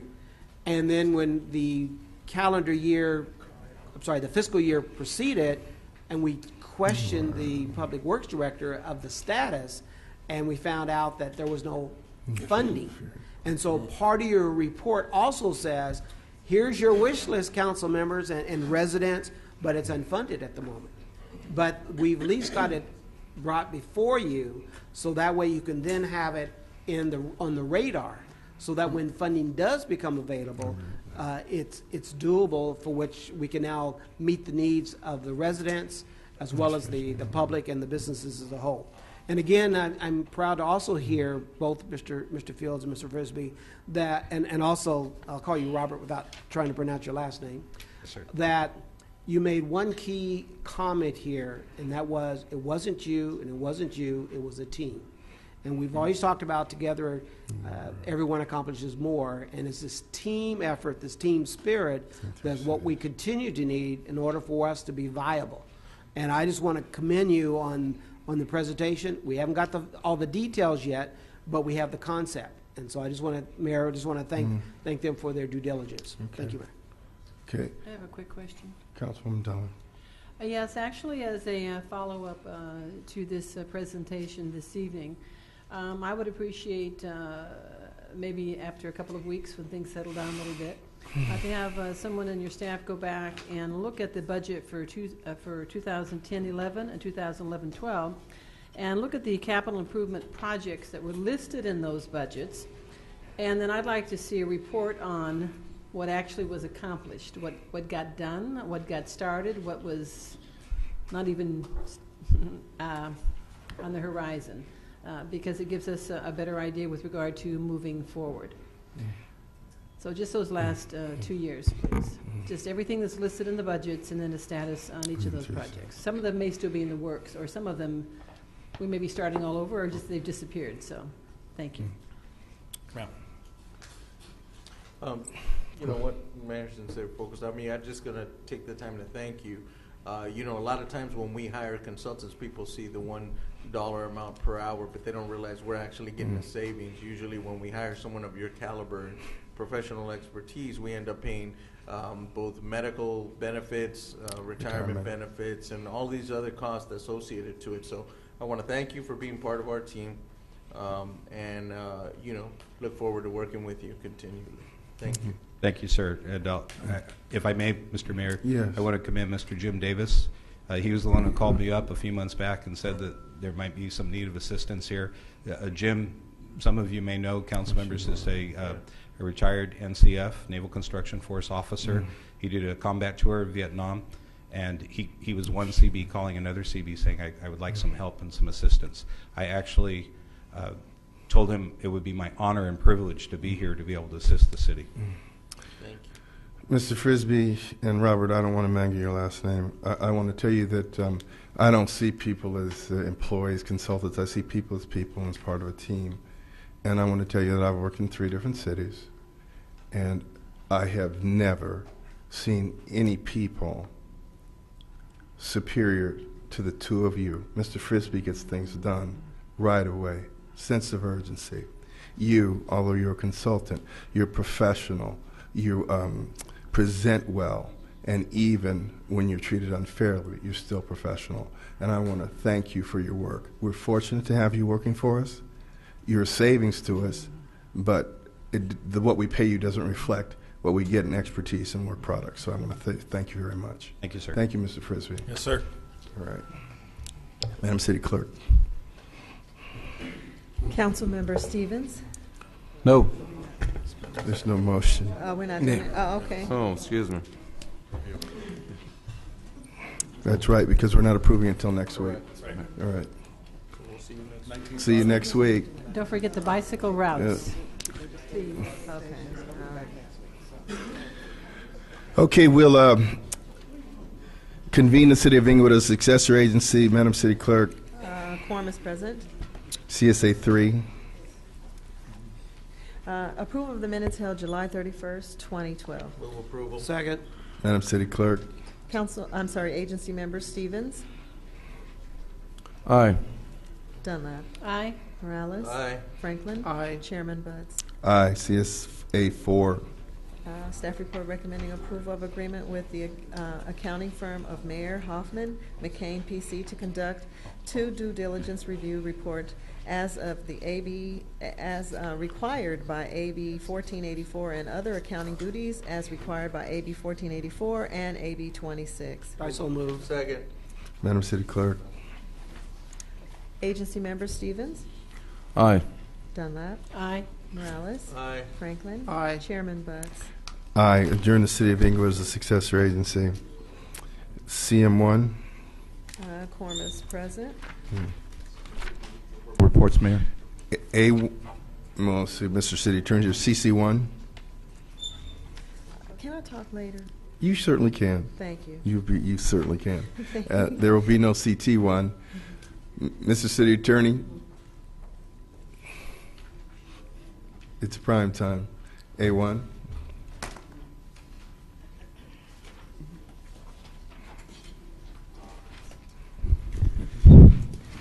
Good evening, Mr. Mayor, members of the council. There was a closed session held as to CS1 closed session confidential conference with labor negotiators under Government Code Section 54957.6A, employee organizations with Service Employees International Union, Inglewood Management Employees Organization, Inglewood Executive Organization, Inglewood Police Officers Association, Inglewood Police Management Association, Inglewood Police Civilian Management Association, negotiators for the city, Artie Field City Manager, and this evening, Mike Falco. Discussions were held, however, no final action was taken. There was a closed session held. There was no closed session held as to CS2. That matter was pulled. There was a closed session held as to CS3, closed session, confidential, attorney-client privilege, potential litigation under Government Code Section 54956.9A, claim of David Curillo. Discussions were held, however, no final action was taken. There was a closed session held as to CSA1, closed session, confidential, attorney-client privilege, potential litigation under Government Code Section 54956.9B1, implementation of the disposition and development agreement for the property located at 335 South Glasgow Avenue, Inglewood, California. Discussions were held, however, no final action was taken, and that concludes the reports out of closed session for this evening. Thank you. Before we go to BP1, the council is going to be restricted to the 5 minutes they have after a presentation is made. We're not going to do what we did last week where council asked questions as the presentation went along, took too long. And also, I want to tell staff and the city manager, in the future, if anyone else other than the person that's presenting is desired, we're going to go through the chair, or if the city manager deems it necessary, he'll call someone up. We're not going to have multiple people running meetings and calling people up. So I'm going to tell the staff, if the chair doesn't call you up, don't come to that microphone. We're going to just run these meetings professionally. And I'm going to tell the rest of the council that I've tried to extending time didn't work, holding people to time didn't work, and so now if people try to overtalk the chair, we're just going to go for a vote of censure. But we're going to stop this unprofessionalism. I'm through with it. So, BP1. A point of clarification. So each department is going to make a presentation. At the conclusion of that department presentation, the members of the body can ask their questions. The members of the body can, yes. Mayor and City After Council. each presentation. Tonight, for instance, tonight it will not be presentations by each of the departments. This is an overall This will view. be an overall presentation. It'll include myself, Michael Falco, the Assistant City Manager, and also Sharon Koike will be making a presentation. And so it will be after that. Right. Questions are allowed. Yeah. So you're saying, now what's the total of this operating budget?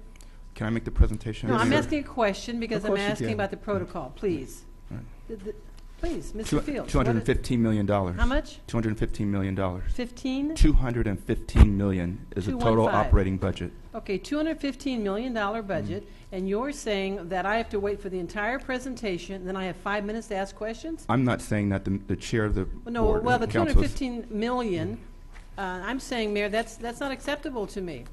Meaning that my role here is to be able to ask questions. And you have all these people here. Why are these people here if we're not going to be? If they're not going to be making presentations? I requested that they be And I appreciate the here. department heads and staff being here. I requested that they be here. But In the, why, if in the we're- event that there are questions that you have, they're experts in their budgets. I want to make sure that the council had access to employees to respond to your Okay, questions. well, I want to place it on the record, Mayor, Mhm. that that's unacceptable. To meaning- you. I'm the one doing the speaking. It's acceptable to you. It's unacceptable, and probably to my constituents as well, Mhm. with regard to the importance of this budget. I found last week to be unacceptable with regard to the marathon meeting. Plus, it was very light on information and very light on numbers. Now, apparently, this evening you're going to have more numbers, but we're not going to have the department people actually making the presentation that can respond to questions. Last week, the public really did not have an opportunity to ask questions because you asked or demanded that the public only speak at the conclusion of all of the reports. Well, that took place at 1 in the morning, and no one was here. So even those who stayed for as long as they could didn't have an opportunity to speak. So now Okay. you're saying not only does the public not have an opportunity to ask, in fact, I would ask that you open it up and let the public ask questions as well as us prior to the end. So, so that the people who are here, at least at the reasonable hour, I don't know how long it's going to take to do this report.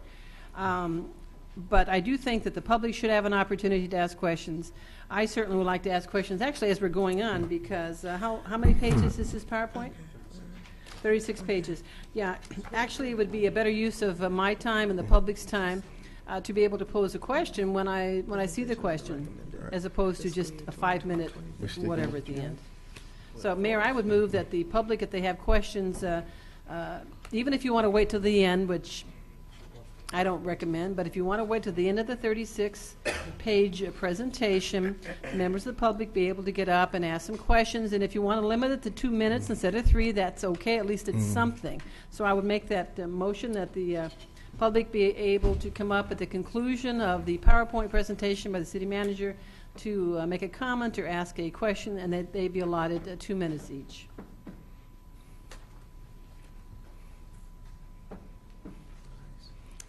Okay, could you go on with the presentation? Thank you, Mayor and City Council. Continuing on with the theme of teamwork, I'm asking... Yeah, let's continue with the theme of Miss- teamwork. This sounds really good. Thank you. Councilman Dunlap. I'd like to ask Kiona Buchanan, our budget analyst, to come up and sit to my right. Michael Falco is going to be sitting to my left, and Sharon Koike will be sitting at the podium. And together we are planning on making a presentation to you tonight. So, Mayor and City Council, it's my pleasure to present the recommended budget for the FY 12-13 fiscal year for your consideration and review.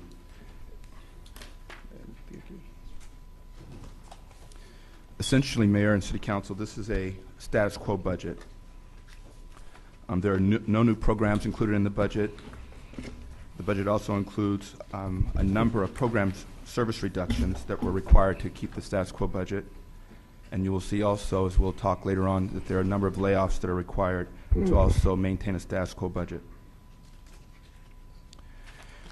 There are no use of one-time funds in the FY 12-13 budget, and this is a significant achievement in an environment whereby cities are having to continue to pillage their reserves to balance their budgets. The city of Inglewood is not unlike other cities. In 2008-9, we had to use $13.34 million of our reserves to balance our budget. In 09-10, we had to use $18 million of our reserves to balance the budget.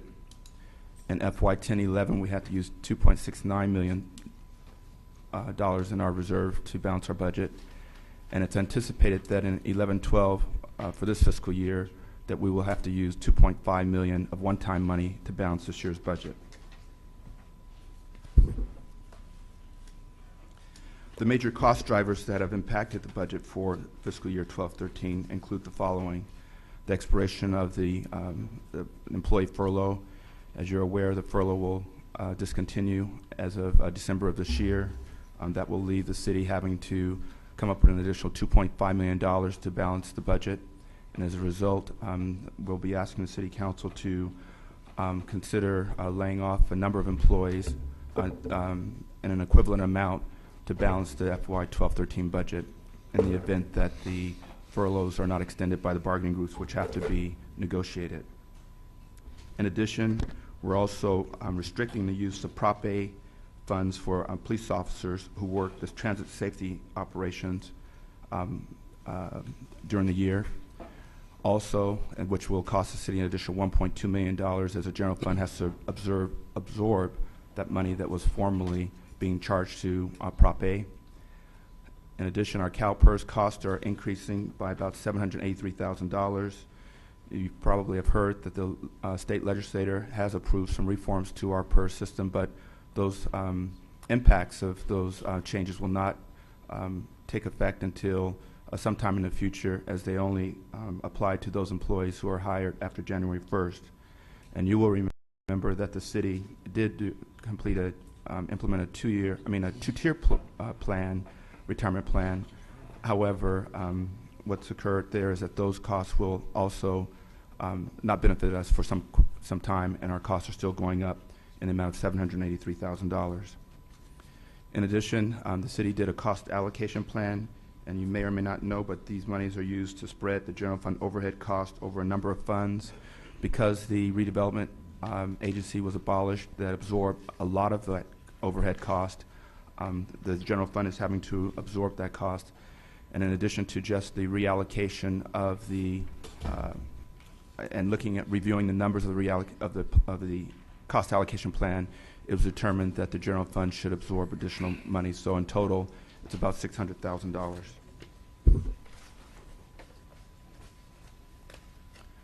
Additional cost impacts are the abolishment of the redevelopment agency, as we've talked to you about before. The general fund will have to absorb an additional $568,000 in funds that were formerly paid by the redevelopment agency. In addition, our LA County fire contract has gone up about $520,000. As you recall, the city did close Fire Station 172 in 2010 to save an additional $1.8 million. But even with that savings, costs are still continuing to increase. In addition, retiree and active employee health care costs have gone up about $476,000. And currently in our FY 11-12 budget, we spend about $12.9 million, of which $4.2 million are used to pay for retiree costs. This is one of those items that the council has directed us to negotiate with our bargaining groups in an effort to help contain some of these increasing costs. Also, our workers' compensation insurance costs have gone up about $213,000, and this is just directly a result of more claims being filed by employees, which are causing our workers' compensation insurance costs to increase. And lastly, the salary range adjustments that you approved and that you will approve that you considered last week and that will be approved tonight are about $150,000.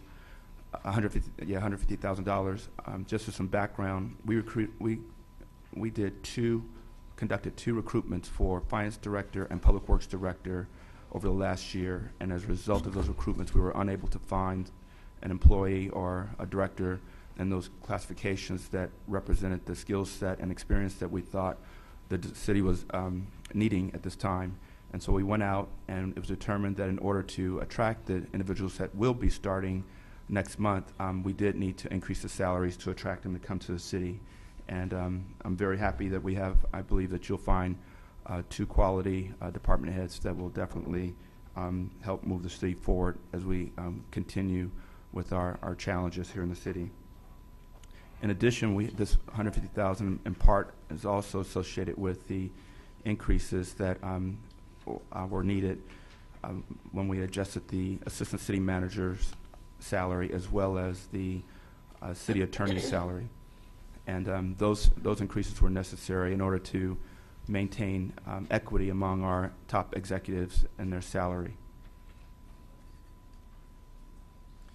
With that, as an introduction, I'd like to introduce Sharon Koike, our acting finance director, who will go over some of our expenditure summaries and revenue summaries that have helped create the budget for FY 12-13. Good evening, Mayor and members of the City Council.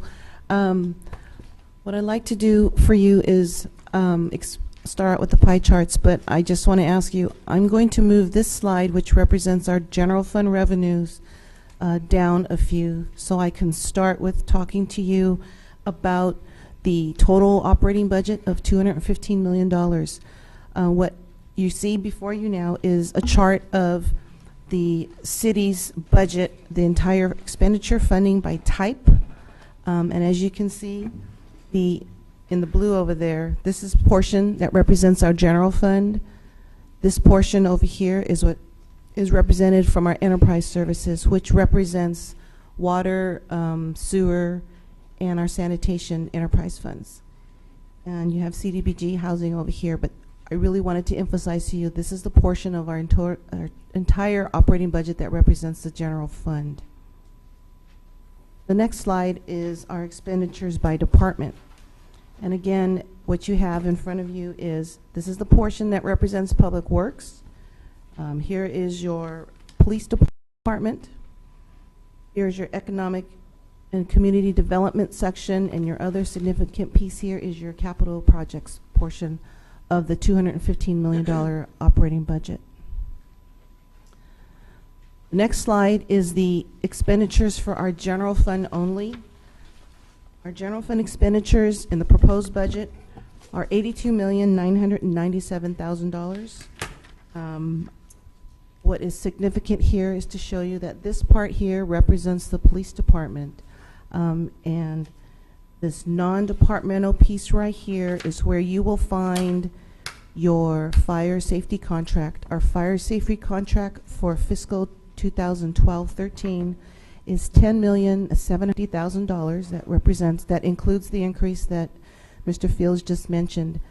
The fire contract plus the police department, which constitutes our fire and our safety, together their budgets are about $54 million, which represents about 66% of our general fund expenditures. If I can flip back to the revenue page, I'm sorry that I said I would get back to you. Our general fund revenues,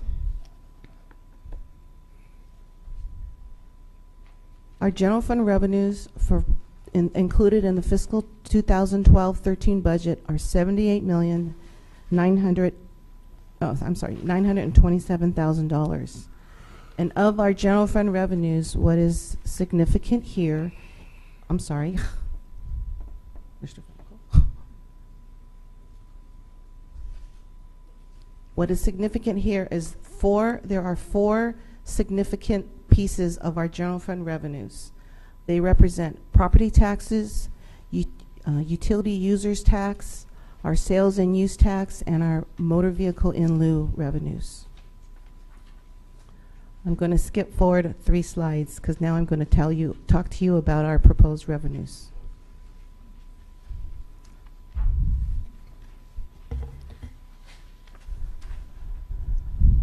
Our property tax revenues for the fiscal 2012-13 year, as you can see, has a slight increase. The slight increase, as we had discussed in our third quarter review, financial review with you, is basically primarily attributed to the pension override piece of our property tax revenues that are now being redirected back to the general fund.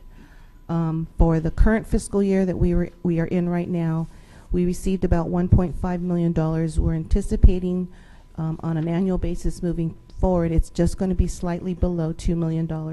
So that's pretty much attributes to our increase in our property taxes. Although our LA County assessments indicate that the assessed values in the city are increasing just under 1%, because we've budgeted 3% less, we've accounted 3% reduction for delinquencies in our property taxes. So really the increase in our property taxes proposed in the next year's budget is really attributed to the pension override that we're now getting. Our utility users tax, those are primarily flat. Looking at the trends in the past and where we are right now, and looking at the proposals that we get from our consultants who monitor our utility users tax, our revenues are proposed to be about $13,000 less than what we were for the current year. So we're looking at that as they're pretty much flat. One of the reasons the utility users tax is down, as we're told, is a lot of it has to do with the telecom industry. And as far as the things that are going on with legislation, as far as cell service and prepaid cell phones, that has all attributed to our reduction in the utility users tax from years ago. Our sales and our use tax, we are continuing every quarter as we review our financial reports on our sales tax. They are continuing to increase. Every quarter when we look and review back, they have slightly increases, and historically in the last 2.5 years we've been outpacing the county. The main industries that you're seeing an increase in our sales tax, number one is the fuel sales, because everyone knows gas prices are high. Auto and transportation, a lot of it is significant to us because we do have Enterprise Rent-A-Car in our city, and they're doing very well. And we're starting to see increases in the hotels, which of course we collect transient occupancy taxes. And also we're starting to see an increase in the restaurant business. Their business is starting to pick up. So sales tax revenues from those industries are continuing to be on the upswing. Our motor vehicle in lieu is the basically the 2% that we get of the property tax coming through on your vehicle registrations. Those again are going to, we anticipate, are going to be flat. They're really not going to change significantly. So there's not going to be a large increase that you're going to see this year in the proposed new year for increase in those revenues. This slide is representing and showing you historically where we have been on our actuals. As you can see, the 2 biggest dips we had in our deficit spending were in these 2 years here. As Mr. Fields had mentioned, the amount of our deficit in the last fiscal year was reduced to about $2.6 million, and what we're anticipating at the end of this fiscal year is that we will use about half of the one-time waste hauler money. It won't be a deficit, but this is showing you how much we anticipate we're going to use in order to close the gap for the current year.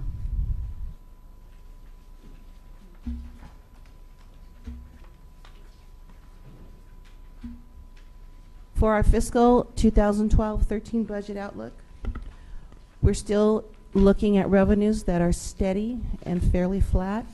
At least they're going in the right direction. Certain cost increases are still not in our control, and those are what we're faced with on an annual basis at the moment. We'll continue to seek cost-saving measures to see how we can help mitigate some of those cost increases. And then we will continue to look for new revenue opportunities within the city to bring new revenues into the city. As you recall, in May, we had a 5-year forecast that was conducted by Management Partners. As part of that contract or the work that they did for us, they left us with the model where they built for us, so we would be able to update the 5-year forecast in-house by our own staff. So what we have done is we have updated the financial forecast, and we've plotted here to show this is a forecast going outwards, but it really includes assumptions that are very basic. This year is going to mirror exactly what we have in our budget, and going forward, the increases that we have included in these forecasts represents approximately a 2% revenue increase, about a 1% increase in our M&O, and about a 5% increase in some of our health care costs, not including our retiree costs. And so we did this just to show you what we're looking at. This is actually just another tool that we're looking at as we're budgeting looking forward. We still have some unfunded liabilities that we have to address. The unfunded liabilities, as we have mentioned before, are other post-employment benefits. At this time, further in this presentation, there is a much more in-depth, detailed presentation, so I won't go into that any further. The other post-employee benefits are representative of the benefits after retirement, including our medical retiree costs. And we still have other employee-related costs that are not fully funded, and this is basically referring to some of our reserves for our workers' compensation, the reserve levels for our general liabilities, and our vacation and our sick leave reserves. The city also still has some unfunded needs. The resources, as we referred to last week when the departments made their presentations, there still maintains resources that are unfunded that we believe are needed to maintain the city's core services, and there continues to be a certain level of maintenance costs and equipment that are being deferred due to the lack of funding available. To give you a picture of where our reserve levels are, and we've projected at the end of this year that we will have about $13.3 million in our reserves that are available. This $13 million that we have is what we have to spread amongst these reserves that I've listed here for fiscal 12-13. They include our equipment maintenance, equipment replacement reserve, our operating contingency reserve, which is, according to our city's financial policy, should be 8% of our operating expenses, our liability claims reserve, which is a reserve level that is required from our insurance company who provides our insurance for us, our workers' comp claims reserve, which is based on our historical trends and the loss reports that we have, our accrued vacation and our accrued sick time, which I'm showing it to you at 50% of what the current level is right now, and these are updated as far as the current month. So what we have here is a table that shows that at this time we believe what our reserve levels that are needed at this time are about $32 million. And currently we have $13.3 million. So where we are is we have dipped into our designated reserves by about $19 million, and that would be by the end of this fiscal year, which is another week. I also want to make a note that we have no reserves that are set aside for any type of catastrophic event, and that would be if there is a significant earthquake. And according to FEMA would suggest that we would have something like $10 to $15 million in reserves for that, and we have nothing at this time. The budget's future outlooks, again, our annual reserves, they are showing some modest growth. We do anticipate that there will be some new revenues that we'll be receiving from the forum's renovation in the near future. Again, our other post-employee benefits, they continue to increase each year, but those increases continue to outpace how quickly our revenue growth is tracking. And we still have some important public safety expenditures that are for equipment that are way beyond the estimated useful life. They actually are beyond their useful lives at this time. And these are things that are critical for our public safety. And those costs alone run on the order of between $3 to $5 million. And those costs have been deferred. They've been put aside, so we can currently there are not sufficient funds to upgrade those expenditures. The budget's future outlook continues to be, again, our revenues are modest. The city still has must have significantly lower costs, and there needs to be some permanent cost reductions in order to truly address the structural deficit that the city is facing every year. And we need to begin to restore the city's fiscal health by determining how we can begin to build back our reserves. The city needs to also go back, and we need to sit down and really just redefine what the core services are for the city and what the city can really afford at this time. And basically, in summary, there's some really tough decisions that the city has to make that are in the immediate future. With that, I'd like to hand it over to Mr. Falco, and he'll give you further information on our OPEB retirement costs. Good evening, Mayor, members of council. I'm Michael Falco. I'm the Assistant City Manager.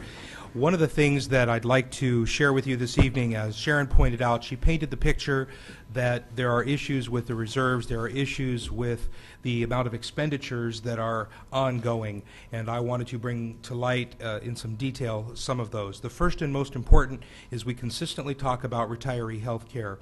Anyone can pick up the newspaper. Inglewood is no different than other cities that are facing this issue. This type of benefit that the city has afforded when the times were good and there were surpluses in the budget, they allocated a benefit that was contractually agreed to in the memorandums of understanding with all employee bargaining groups related to post-employment health care. We call that retiree health.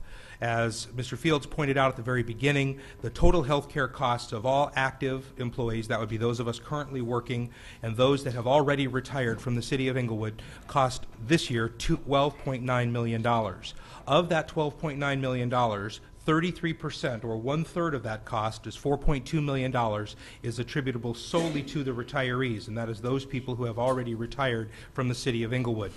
That basically means that we pay as you go. We do not have a fund or a pool or a set-aside of reserves that allows us to fund that. So every year that costs go up on average for health care of 7 to 9%, that number grows along with the active employees as well.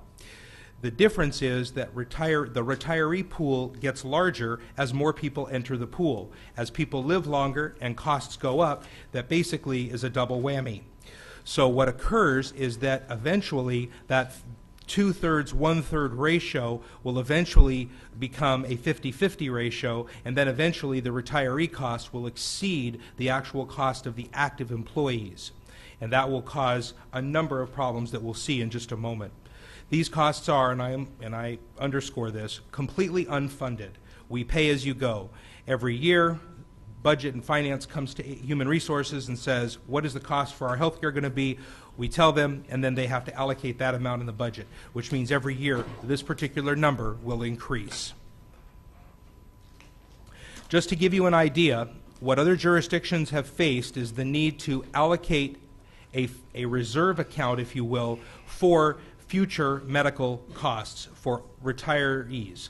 We call that an annual required contribution, or ARC. We have an outside actuarial firm that every 2 years provides a detailed actuarial analysis, which is a mathematical modeling where they take into account all of the values that we have, and they tell us this is what the projections are if things continue. That is 7 to 9% increases, the pool gets larger, people live longer, the costs go up, and so forth. This chart shows you how much annually, just over the next 10 years, from 2012 to 2022, every year what the city should be saving as part of its general fund. In other words, this is the amount of money separate and apart from what we pay as you go. So as you can see, we start off at $5.28 million. That means that what Ms. Koike pointed out is that's another reserve line that would have to be there where we would have to allocate general fund monies for this particular annual contribution.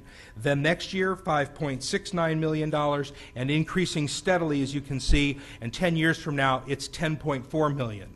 And as that bottom footnote points out, this is cumulative, which means we would actually have to save this amount every year, these increasing numbers, until at the end of 2022, we would have saved $76.2 million. To give you a perspective, that is almost 95% of the entire general fund this year in terms of revenue. That would mean that we would need to save nearly our entire general fund just to be able to fund future retirees, not current retirees. So I thought I would show you what the current retirees pay-as-you-go looks like. If you look here, what Ms. Koike pointed out a few minutes ago was approximately $4.5 million. That's for this year. It's currently listed in the budget because these retirees are already receiving this benefit, and as a result, it is something that we are not able to, quote-unquote, take away. It is a fully vested benefit. The courts have upheld that. And what we are all waiting to see is what occurs up in the city of Stockton, up north, where the courts are going to rule at some point in time whether or not the benefit of a retiree is, in fact, fully and 100% vested and cannot be touched. But in the meantime, this is how much money every year is going to be on our bottom line general fund in order to fund our current retirees, not the retirees that may come about next week, next year, next month. And if you look, the first year is $4.5 million, then next year $4.7, steadily increasing. And by the way, I used only a modest 6% increase, not the 7 to 9%, to be a little bit more conservative. And as you can see here, when I put both of those together, you get a cumulative summation. We should actually be saving $5.2 million for our annual required contribution, in addition to the $4.5 million that already has to be budgeted to pay for the existing retirees. If you add all of those up, you'll end up with $136 million. Mayor, Council, the members of the public, this is insolvent. We'll talk a little bit about our special assessment districts. Back in June of every year, May-June timeframe, I come to you and I bring you the 4 special assessment districts: Darby-Dixon, Morningside Park, In-Town, and then the citywide Inglewood Street Lighting Assessment District. 2 years ago, we asked that you reduce the amount of service to those assessment districts to more closely align with the amount of levy that was received, because the city's general fund had been, for many years, over a decade, providing almost $1.5 million in general fund support to provide the level of service. And every year I tell you in the staff reports and in the presentations that the amount of cost has gone up, but the amount of levy that is charged to the property owners has not. It has stayed constant since as far back as 1993. I should point out there's a couple of areas here that may be of interest. For example, I'll use the In-Town Maintenance District. Obviously, technology has changed over the years. It's something that perhaps the property owners in the In-Town Maintenance District may decide that they would like to increase the levy, increase the tax, if you will, in an effort to provide perhaps wireless internet, myinglewood.com or something like that. These are what those assessment districts can be used for. And it is something that perhaps should be considered because, again, the assessment has not changed in almost 20 years. And to cover it, basically, the staff report pointed out that we've tried to reduce the costs of providing the services, and while we did reduce the staffing cost, there are certain costs that we, as Ms. Koike pointed out earlier, we do not have control over.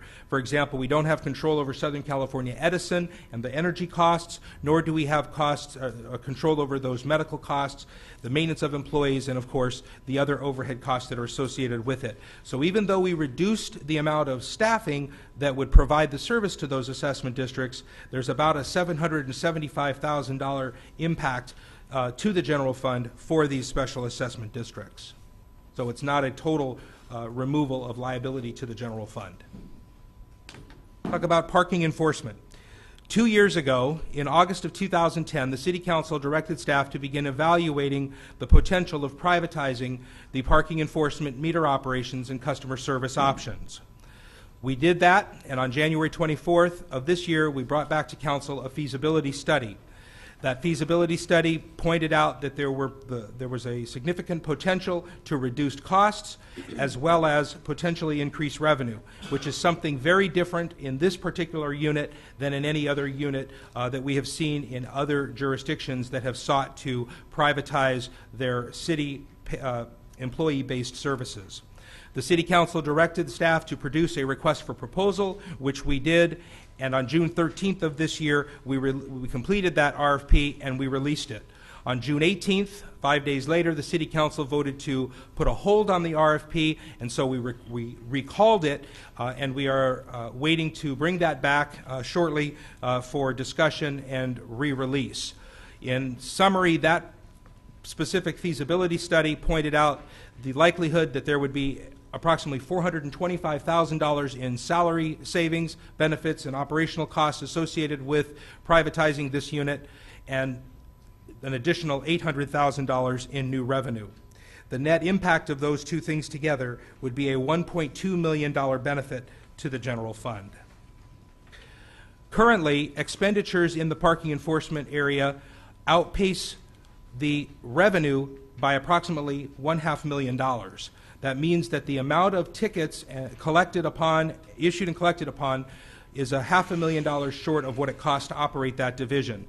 So we got together with the police department, the city manager's office, finance. We all got together and came up with a partial solution to temporarily underfill one full-time vacancy and one full-time equivalent with 8 part-time employees with the projection of offsetting that $500,000 loss without actually increasing the budgetary allocation in an effort, if you will, to bring it back to break even.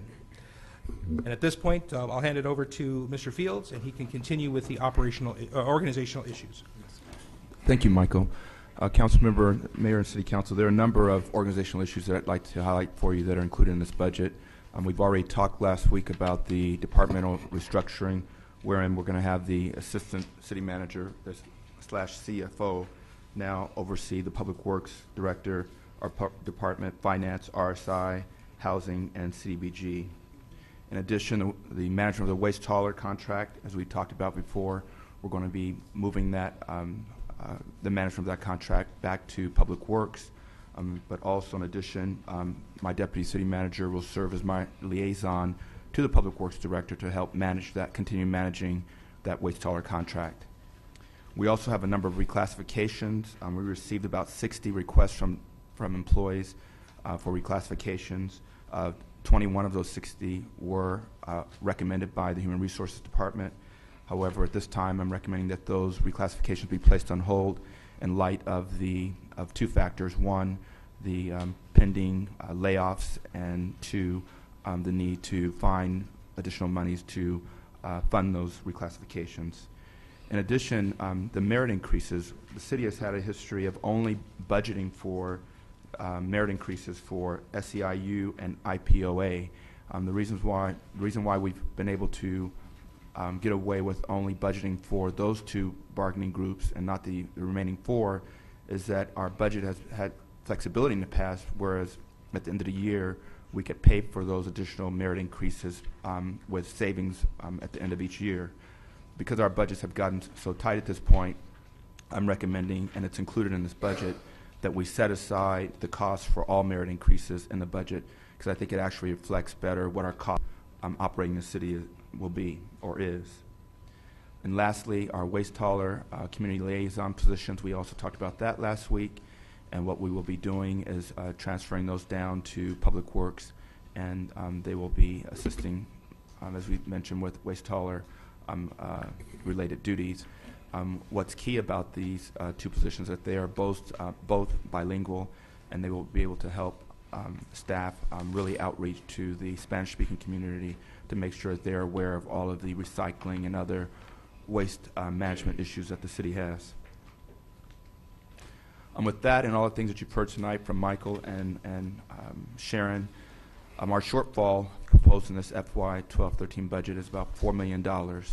In order to close the gap for that shortfall, I'm recommending that the council consider freezing or deleting positions. That would be 10 positions that would be deleted, which are noted in my budget message that I presented to you earlier, and also deleting one position in the Public Works Department. In addition, we've taken a conservative approach to user fee increases. The city has not increased user fees since 2004-05, and as you can imagine, we're well behind recovering our costs for a number of services that the city provides, and so the general fund is having to eat that cost. And so at this point, we're hoping that when we bring back the user fee study in a couple of months, that the council will, at a minimum, approve increases that will result in about $250,000 in new general fund revenue. And lastly, and unfortunately, until we get some final decision on continuing the furlough in order to balance the budget, I am recommending that the council instruct me to come back with a work reduction plan in order to be approved within the next 30 days. And with that, what we would do is end up sending out layoff notices, which would have to be effective December of this year in order for us to keep this budget balanced.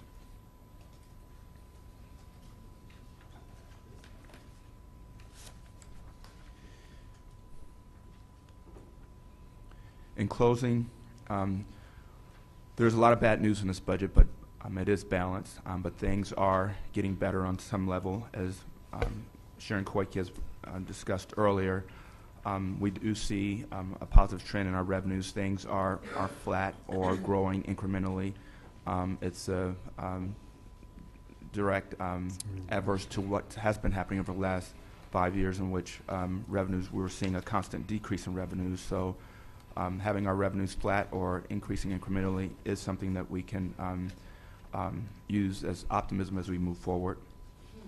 And also, there's less general fund dependency on reserves. As Sharon mentioned and I mentioned, we have shown a trend toward using less reserves to balance our budget. And also, this organization has shown over the years that it is responsive to our changes in our revenues, in this case, the reduction in revenues that the city has seen. And we've restructured. We've streamlined the organization, and unfortunately, we've had to lay off employees. But for the most part, the city has been able to maintain our service levels in light of the challenges that we've had. Some of the challenges still ahead of us, and some of these were mentioned by Ms. Koike, is how do we afford the future cost? We're going to have to, as our acting economic and community development director mentioned in her presentation, we're going to have to find a way to attract new businesses and retain existing businesses. And as I said earlier, we're going to have to look for ways to recover costs for providing services that our citizens demand of us. We're also going to have to begin to build our reserve. And in order to do that, we're going to have to continue to set aside one-time money into reserve as we get it. And we're going to also have to continue to cap expenses in the manner that Michael Falco and Sharon Koike mentioned, in order that as revenues do increase, that we don't have to use those additional revenues to pay for ongoing services. We can begin to start setting aside money into our reserves. And we're also going to have to look at, what services should the city continue to be in the business of providing. And we have a lot of dedicated employees in the cities, and I wish that we could keep them all and employ everyone. But the fact of the matter is that a number of cities have determined that it is more cost-effective to identify certain services that the private sector can do at a lower cost. And so we're going to have to look at those, and I'll continue throughout the year to bring additional opportunities for the council to consider in terms of what we should possibly consider privatizing. I am happy to say that there has been an increase in financial transparency and accountability in the finance department. As you are aware, we've done quarterly reports this year, which were not done for quite some time. You've seen tonight that we have a 5-year forecast so that we can identify what our future needs and not be surprised each year as we come back to you and say that we are in the red by a certain amount. And also, our goal is also we have addressed all of our audits. We are not behind in our annual citywide audits, and also go back. And also our goal is to identify and address all 29 findings that were identified in our audit. So I'm hoping that when I come back to you next year, that we will not have those 29 findings out there and that we will have addressed them, but it will be a task. But with our new finance director coming on board, I'm optimistic that we will be able to report to you at the end of next fiscal year that we have addressed all of those. And with that, I'd like to thank you and open up the discussion for questions from the mayor and city council. Councilman Stevens.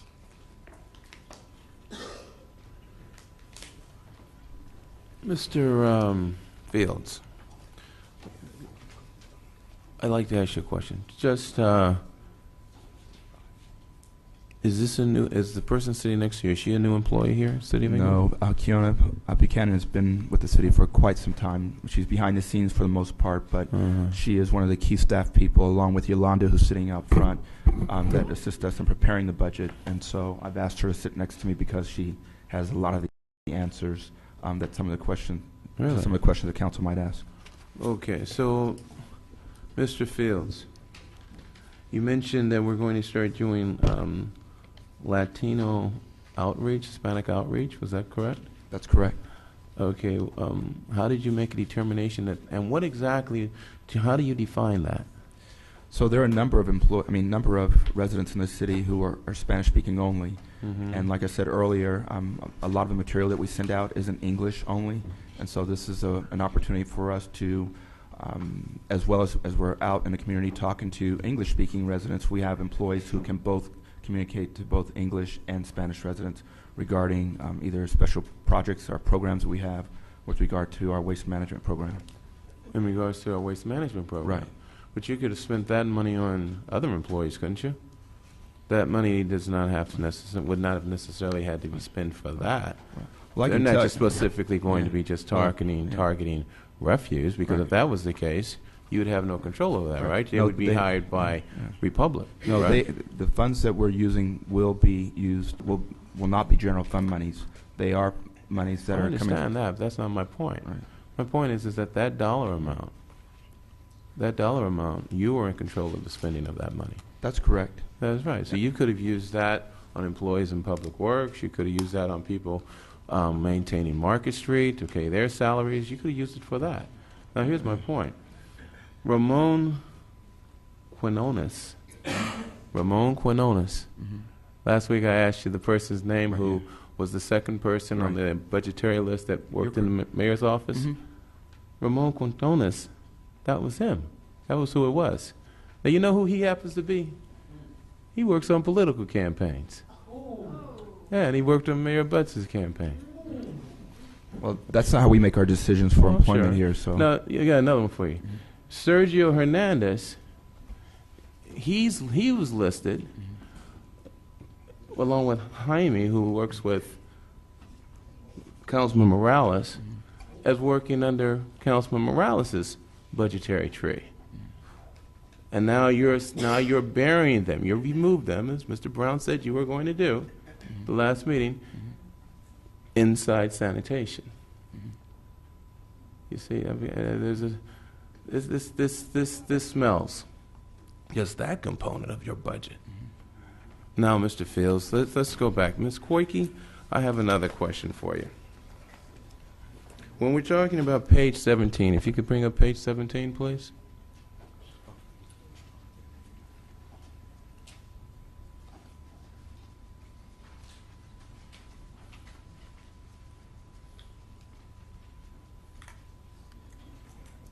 Make sure I'm... Ms. Koike, where we have here 2011, 2012, 2.5. Yes. Then we move to 2012, 13. We have 4.7 million. Now, in that 4.7 million, is that reflective of also employees continuing on furloughs, or is that without the furloughs? That that only reflects the furloughs for 1/4 of the current year. It does not reflect furloughs for the remaining 3/4 of the year, because at this time, the only thing that's known and that's in place is the furloughs will expire in December. Okay, so thank you for being accurate. So it's not for the entire year. It's actually only for 3/4. It's only for 1/4 of the year. Furloughs are reflected in that 4.7, correct? Correct. Okay, so if furloughs were to continue on for the entire year, then that 4.7 would probably be reduced down to about, what, 2.5? The 4.07 would be reduced by approximately 2.5 million. About 2.5 million. So then you'd have a shortfall of about 2.5. About, what would it be? Yeah, about one and yeah. You'd have about 1.5, About yeah. 1.5, yes. Yeah, 1.5, right? Mhm. Million, shortfall, correct. right? So if that's 1.5, I only have 18 seconds left. And Ms. Dunlap, what is the total value of this budget? 215 million. 215 million. I've got 10 seconds left. So many more questions, so little time. But if you take a look at this, ladies and gentlemen, you'll see here that in 2015, we have a reduction to 4.84 million from 5.8 million, correct? Those are increases. Those are the amounts of the deficit that Yeah. are currently forecasted with the assumptions that we know. But in 2015, it shrinks, correct? For that year, Yes, it shrinks from 4,800,000 is less than 5,840,000, correct? yes. Okay, that's so correct. we've had it's reducing, right? The deficit is reducing, correct? Right. And then the following year, in 2016-17, we have another reduction to $4,700,000 from $4,800,000, correct? That's correct. Okay, so we're starting to decline. But can I just say, because Yes. this is a forecast, and the further out you go in a forecast, please remember, we factored in a steady component, which is, for instance, 1%. 1% is a fraction, or the percentage of the increase. So it's, when you forecast further out, and we've kept our assumptions steady where we Very are. conservative, I understand. Those numbers, those are very, very conservative. I understand. Because we factored those out. So like I said, the further out you go, you're going to see a slight reduction only because of they're reflecting percentage increases. Okay. Well, I have no further time, and I do not wish to be censored, but I would like to say this, colleagues, if I may, Mr. Mayor. May I speak, Mr. Mayor? Actually, you're past time, but keep it short. Thank you, sir. I'd just like to say this. Property values right now in the city of Inglewood are depressed. Right now, with the abolishment of redevelopment, property that was once not part of our property tax table is now going to become part of it. We have a number of properties that have been basically removed from our tax rolls, and the money that we received back, we returned to the city of Inglewood, would actually be deposited into a redevelopment bank account that no longer exists. Now that money will be returned to the city's general fund. Am I correct, Ms. Koike? I'm sorry, the money. Okay, let's take Hollywood Park. Hollywood Park is a redevelopment project zone. Property tax increment, therefore, was always deposited, went to the redevelopment agency. Is that correct? Mm-hmm. Okay. Therefore, since we no longer have a redevelopment agency, that property tax increment now is going to come directly to the city's general fund, correct? If that is what is going to happen, yes. Well, the only reason why it's not it's up in the air is because Property's not developed yet. Okay, Councilman, we're at. Yes, but it's going to happen. Right now, the property tax increment is coming to us. Therefore, we're going to, that's not taken into consideration in this forecast. And I feel that we should have more of an optimistic viewpoint and take a look at a number of other issues where we're wasting money with consultants and parks and recreation. We're wasting a lot of money in this city, I say.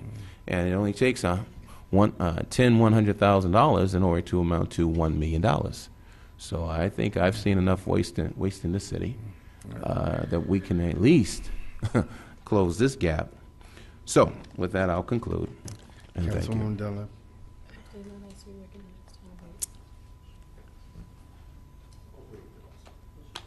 She's going to wait. I'll take a stab. First of all, thank you for the report and staff and the help with the content. I want to address some of the issues that I can with what period of time we have. And if you have the slide presentation, if you can follow me on page 3, I raised the issue, and I'm trying to look at your PowerPoint and then your manager report that you provided us. So I'm doing a cross-reference real quickly. The item I want to address particularly has to do with the Prop A funds involving the police overtime. Now, it may not be a big deal to you, but it is to the public.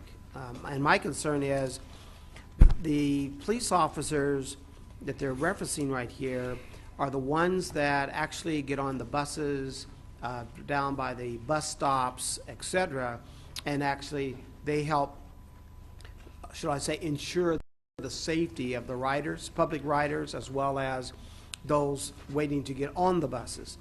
And now what I'm seeing at this point is that the proposal before us is that you want to reduce and I'll see the chief, acting chief, you want to reduce the number of staff to service the needs of the public, No. which is the low and very low income. And if I'm not, correct me. No. Yeah. You know, the chief can come, but as he comes up, basically what's going to happen is you're going to more strictly account for the use of the money. So actually you're going to make sure that they get everything they're entitled to. If you're paying time and a half, I'm now losing a half time that I could have had another body.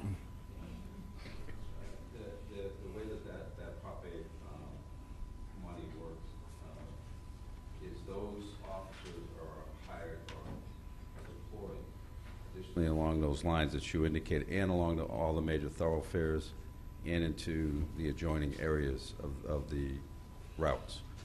Aside from those deployment issues, the issue is that they're deployed based on those funds that are allocated to the city through MTA. I'm not disputing that. The issue is there's less bodies, or I should say less time that they're going to provide based upon them going on an overtime basis as opposed to a regular time basis. And you know what? That's all I'm trying to stress on that. And your observation is I want to make sure we're clear on this. It's there. These officers are deployed in addition to the officers that we have already deployed on regular deployment. So there's not a reduction in the actually there's an increase in the number of personnel that are out there. Okay, all right. Well, that's good to hear, because I was when I do ride the bus monthly, and when I see some officers in uniform, and the majority of them that are riding are not in uniform, which is the whole purpose, to be able to make sure that the ride share does have the level of confidence. In fact, let me just ask this point: because of the issues that we've had on a police matter involving the intersection of Manchester and Crenshaw, I see a black and white that's in the area. Is that part of the deployment that is for this funds, or is that part of the regular service provided by Inglewood PD? Actually, it's both. But because of directed patrols, we put our deployments here in our beat units. But additionally, we have these additional units out there which augment our patrol services. Okay. Right, thank you. I want to go to page 4. I want to address the issue that has come up by an employee approached me earlier today, as well as some concerns have been raised by a member on this council, as well as maybe other employees have the same concern, and it had to do with the salary range adjustments. There's a concern is you get what you pay for. And we've had the problem of being able to get a public works director and a chief financial officer, and we chose to go the lower rate, and we got the results.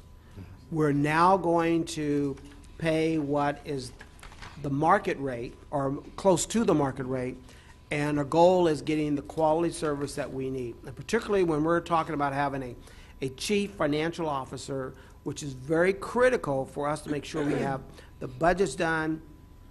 There are specific areas, and it's not just a budget, but it's the whole city that has, if you touch finances somewhere, that chief financial officer is going to be there. And so it's critical that we've been dormant for these number of years, that we now have someone that will come on board with the with the skills and ability that someone else has paid for, and now we're being able to reap the harvest with their benefits. So both for the Public Works Director, who's coming from a different city, and by the way, You have an additional 3 minutes, the same I gave you. My time's up that quick? No, I'm giving you additional 3 minutes. Okay. I haven't got into the main part yet. All right. But in any event, I just want to stress the importance that even the previous cities that they've come to me, city managers said, you got a good guy. You got good guys. And so I'm looking forward to being part of our team that we need to move forward on. The other page I want to get to, so I only got 3 minutes. That's not good. I did want to go to page 19.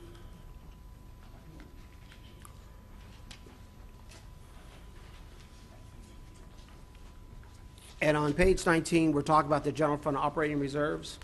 And as I've heard from Mr. Falco, we have zero, and I want to stress zero reserves for you for an emergency. In fact, even Sharon brought it up as well. The concerns that I have is that this budget that we're looking at is a tough budget. It's tough because things that have been going on for years is now finally being addressed. But what we now identify cannot be done overnight. If we don't have the team effort of everyone, including the employees that provide the day in, day out service, that we are destined to be another city defunct. And I think it's critical that that is stressed in that regard. The other part I want to stress on number 20, and my colleagues will probably get a chance to expound on it even more, and it has to do with the fact of we do not have sufficient funds or revenue to be able to pay for those that are retired, and that if we continue to have more employees retired, in fact, I'd like Mr. Falco, when my time's up, would you please expand on that if you would be a little bit, because the public needs to know that the dollars that are spent for the employees, current and retired, of what impact is that ultimately going to have to the bottom line for the city. I'd like you to expand on that. And my last comment, in my interest of time, has to do with the items on page 30. I just want to hit the one on 30. Because there's an issue of concern about potential outsourcing, there's been a threat about trying to come up with layoffs, there's been a threat about coming up with other cost-saving means. I want to thank management and the employees of coming up with the Labor Management Committee, and that they're coming up with opportunities for us to see that there may be other cost-saving mechanisms. And so rather than throwing the baby out of the bathwater, but there is actually a chance in which we may keep them afloat. And on that note, my time is up. Thank you. If you expand on that, I would appreciate it. Thank you, Mayor. Yes, sir. Thank you very much. The retiree health costs, specifically, we have our existing retirees, and the existing retirees, we do not have any type of a fund or reserve or a bucket of money, if you will, that we annually draw from in order to pay for this expanding and increasing cost. And this graph, as I talked about earlier, is a modest 6% annual growth, and right now it shows a $4.5 million annual hit to the general fund for the existing pool of retirees. Well, as we know, people get older every day. They retire basically every day, and that pool of retirees will get larger, and therefore the cost will increase. Not only that, we all know that average lifespan increases, and as a result, when you couple all three of those things, the increasing pool, the larger expenditure, and the increasing lifespan, that basically creates a situation where the city, on an annual basis, will have to allocate a larger and larger portion every year for retiree medical that are the retirees that we currently are obligated to pay for. And I will note how this occurs. When an existing employee retires, and they, per their respective memorandum of understanding, they have the opportunity to acquire a lifetime medical option. And they do that by exchanging a certain number of hours of accrued sick leave or vacation. The issue that Ms. Koike brought up is that there is no specific reserve held for all of that sick leave and vacation leave accrual.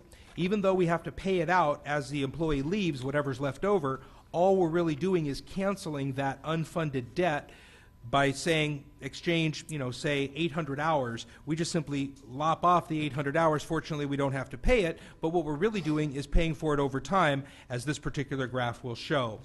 So in order to be able to solve that problem for future, you have to store up money every year to pay for the burgeoning cost of health care. Just to give you an example, if an employee were to retire at, say, age 55 and live a long life to age 85, those 30 years, the estimated cost of the amount that the city would pay for is well over $400,000.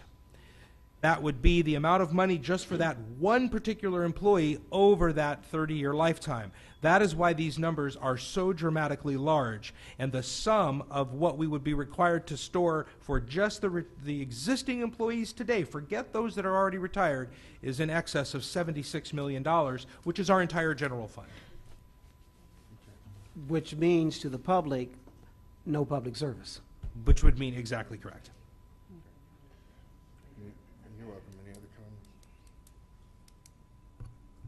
comments? Yes, Mayor.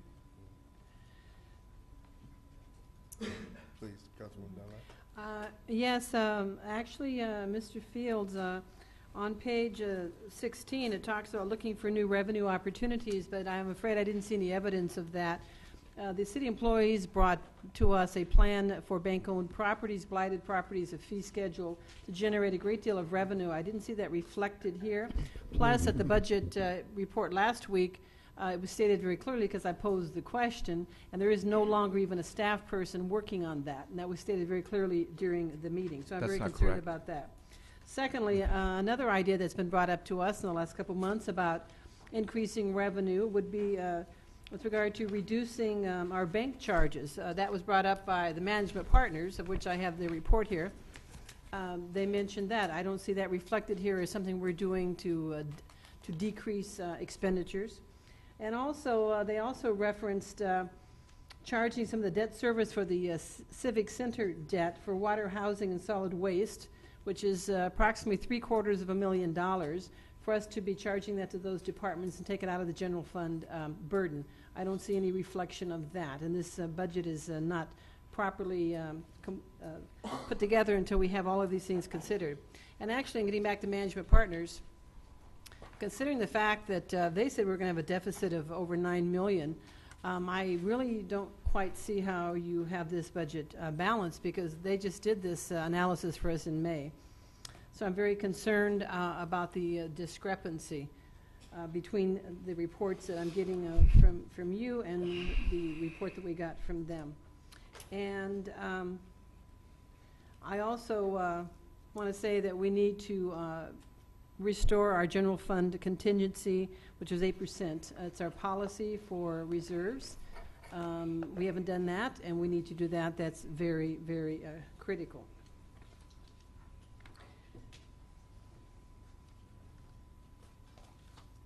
Now,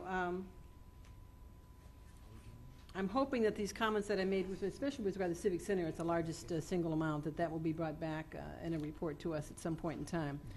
And also, according to management partners, once again, I want to speak to their report that they gave to us. The consultants did an excellent job. That where the permanent reductions are, because I don't see that as well. The report that we had last week was very inadequate, as I referenced earlier, and I want to repeat that. And I would hope that the people who are here would have given a more thorough report to us this evening than what they were able to do last week, because there was no numbers set. Let's see.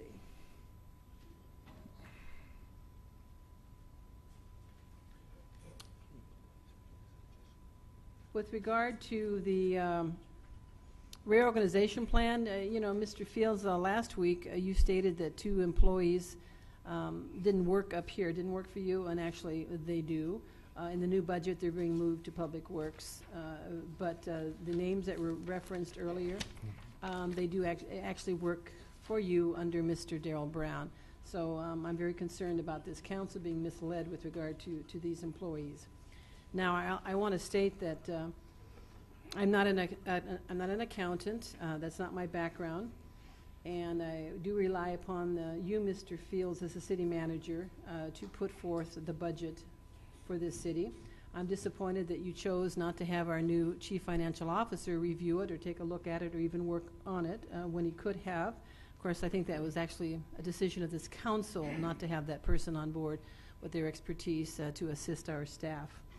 So the city charter gives you full responsibility, Mr. Fields, and I expect you to assume that full responsibility. Last year's budget, you said we had a deficit of $755,000, yet we had to backfill it with, what, another $2 million? So there's something wrong with that budget if we had to backfill it with one-time monies. Yeah, there were a number of things like the Excuse abolishment of me, the you may redevelopment agency that excuse me, contributed to you may speak that. on your time, please. Okay. I think everyone here at these meetings recognizes that staff can speak forever. The elected members of this body, the legislators here who you elect to represent you, we're on a clock. But staff can speak for as long as they would like and present their views as long as they would like. I'm very concerned about the city's future. When I conclude my remarks, Mr. Fields, if you have any comments about the debt service for the Civic Center, I would appreciate hearing about that.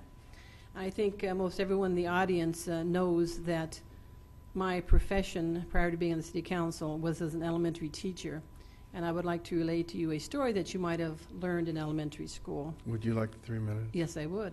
Would It's you put about up the 3, story. Miss Timekeeper? Yes, let's put the clock on. Miss Timekeeper, 3 minutes. This is a story of the ants and the grasshopper.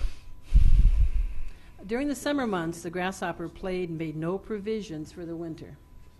On the other hand, the ants worked hard all summer because they knew the winter was coming. So when the winter came, the grasshoppers were starving because they did not set aside any reserves. The ants, on the other hand, had plenty of food and provisions set aside, and they easily survived the winter. It is my hope that our city manager, Mr. Fields, in the preparation of this budget, has chosen the path of the ants and not that of the grasshopper, and has set aside adequate reserves in our budget to pay for retirement, retired medical, sick and vacation time payoffs. And I hope, Mr. Fields, that this is true, because we have a responsibility to our residents to maintain their quality of life in their homes and their neighborhoods so they are proud of their community. And we have a responsibility to provide for our city employees to protect their economic futures that they've earned. They've earned their retirement, they've earned their retirement medical, and they have earned their accrued sick and vacation, and we have to take care of them. So let's make sure your budget does just that, Mr. Fields. Thank you. Did you want to say anything now, Mr. Fields? Yes, Mayor and City Council. I want to first say that, it's unfortunate, since I've been here for the last year, almost a year and a couple of months, there are a lot of things that I think this organization is doing right, and there's a lot of things that this organization has done, which I've identified that were done incorrectly. I think the financial trend that the city's going in, I think it's pretty obvious that we're doing better than we were doing, 3-4 years ago. I think that the lack of dependence, as I said earlier, on reserves shows that the city is doing a good job managing our budget in terms of our costs versus our revenues coming in. I think the staff has done a terrific job estimating what our revenues are, and had it not been for the abolishment of redevelopment and some other unforeseen issues, we would have been on track to have a balanced budget or use only $850,000 that was projected. However, budgets change, the environment changes, this economic arena has changed. While I'm presenting a budget that I hope to be balanced, who knows what's going to happen? We didn't expect to have the recession hit us the way it did, but we responded to it, and I suspect that we would respond to any other unforeseen issues that come up. But to characterize the budget and the work that we've been doing as being either mismanaged or not financially accountable, I think is a misrepresentation and unfair to the organization. Management Partners did do a mid-year report, a 5-year forecast for us, but they even said themselves, if you look at the minutes and the tape, that this is a forecast, and they're basing their forecast on the best information at the time.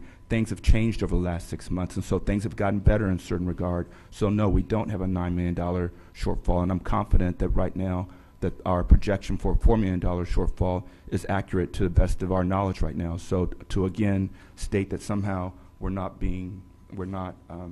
competent or that we're not doing a good job, again, is just unfortunate, and it does not do good for public confidence in the job that myself and staff are doing to manage the finances of the city.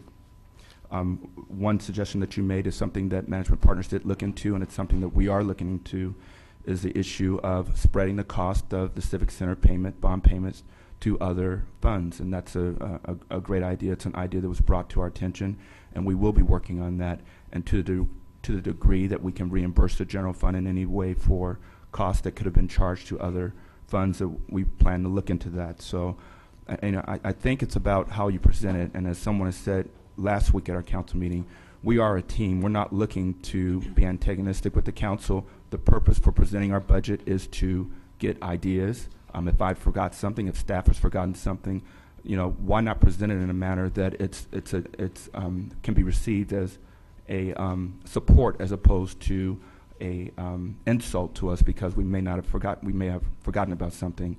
None of us are perfect. There might be some things that get left out, and as a team with the council and the staff working together, hopefully we can come through this better off than we are right now.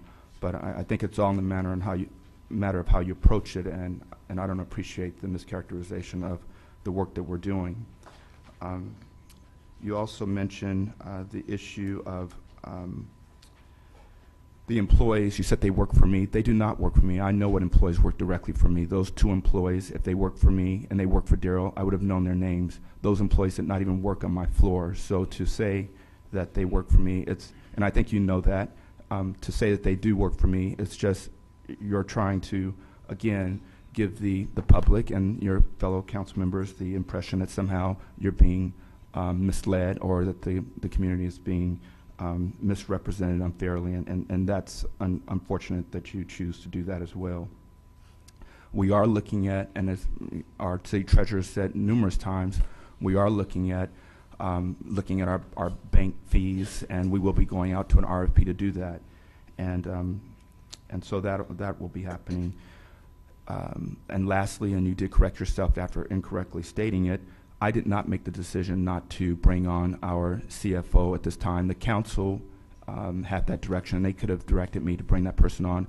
I told you, I gave you my advice that I didn't think it was necessary. The budget was completed, and to bring him in at this point in time was not an appropriate thing or productive thing for us to do.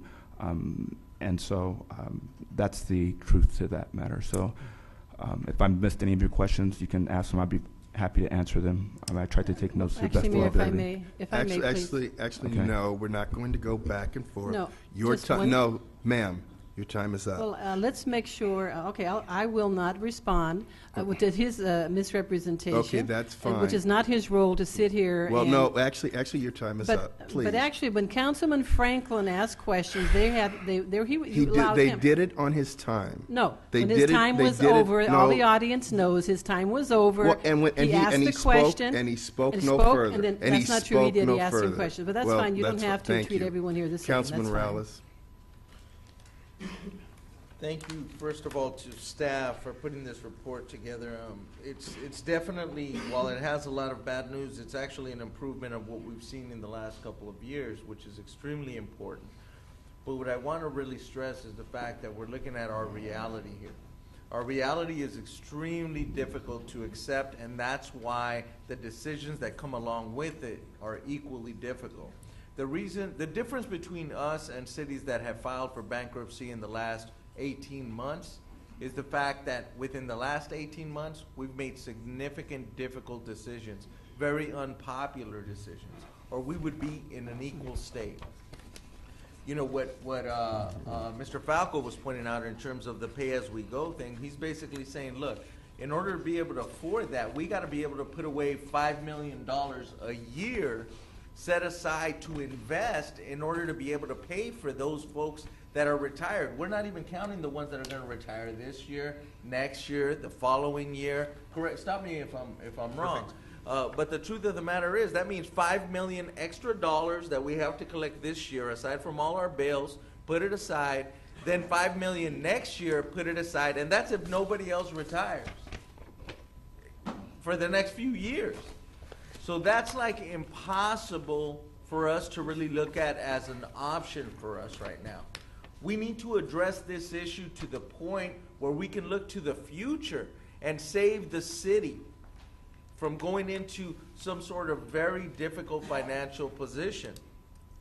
You know, Councilwoman Dunlap hit on reserves. The truth is that she's right. We have significantly low reserves. We've been using them in the past to cover as one-time expenditures.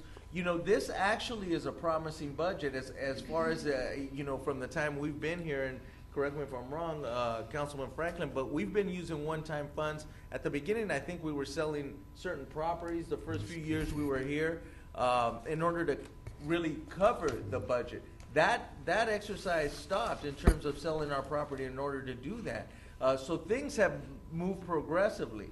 We went from a $17 million deficit, now we're down to about $4 million, which is this year. That's amazing during these times. It's not easy. Of course, everybody's going to feel it. There's going to be a lot of difficult decisions in the future. Look, at the end of the day, we're short $4 million. We have to find $4 million.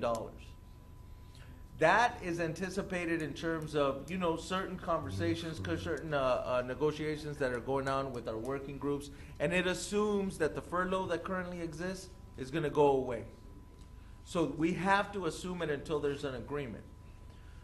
In regards to that, there's a lot of things that you know, again, Councilwoman Dunlap did point out the bank-owned property ordinance that we could start working towards. I don't know if it's working in the city. We're doing it right now, actually. I'm sorry? We are currently, we do have a staff assigned to doing that, and we are generating revenue. So Great. that was incorrect to Great. state that So, we're not doing okay. anything. If it could be addressed next week as to how we're moving progressively. Obviously, you're not going to close $4 million with that kind of revenue. But the bottom line is, you know, at the very least, you know, our movement is going forward. In terms of the freezing and deleting positions, the way Mr. Fields just proposed that we start to close our $4 million gap, you know, that's actually a very promising view with freezing and deleting positions, user fee increase, and the layoffs in case we don't extend the furlough. Those are things that's our reality. I wish we could give our employees the security that they need, the safety, the increases that they need. That would be the easiest decision in the world if we had the money. You know, I can tell you that me personally, if there was money in the bank and we could do that, we can put the $5 million to make sure that we could cover our retiree debt, everything coming up in the future, that I would be full force at doing those things. But I got to tell you, you know, the first thing we have to do is accept our reality. And then we have to take difficult decisions. And up here, we're going to deal with the response like we have in the past in terms of doing our layoffs, in terms of doing our cuts. I'm just going to close by saying, you know, I fully expect to air out a lot of these decisions here in front of their employees.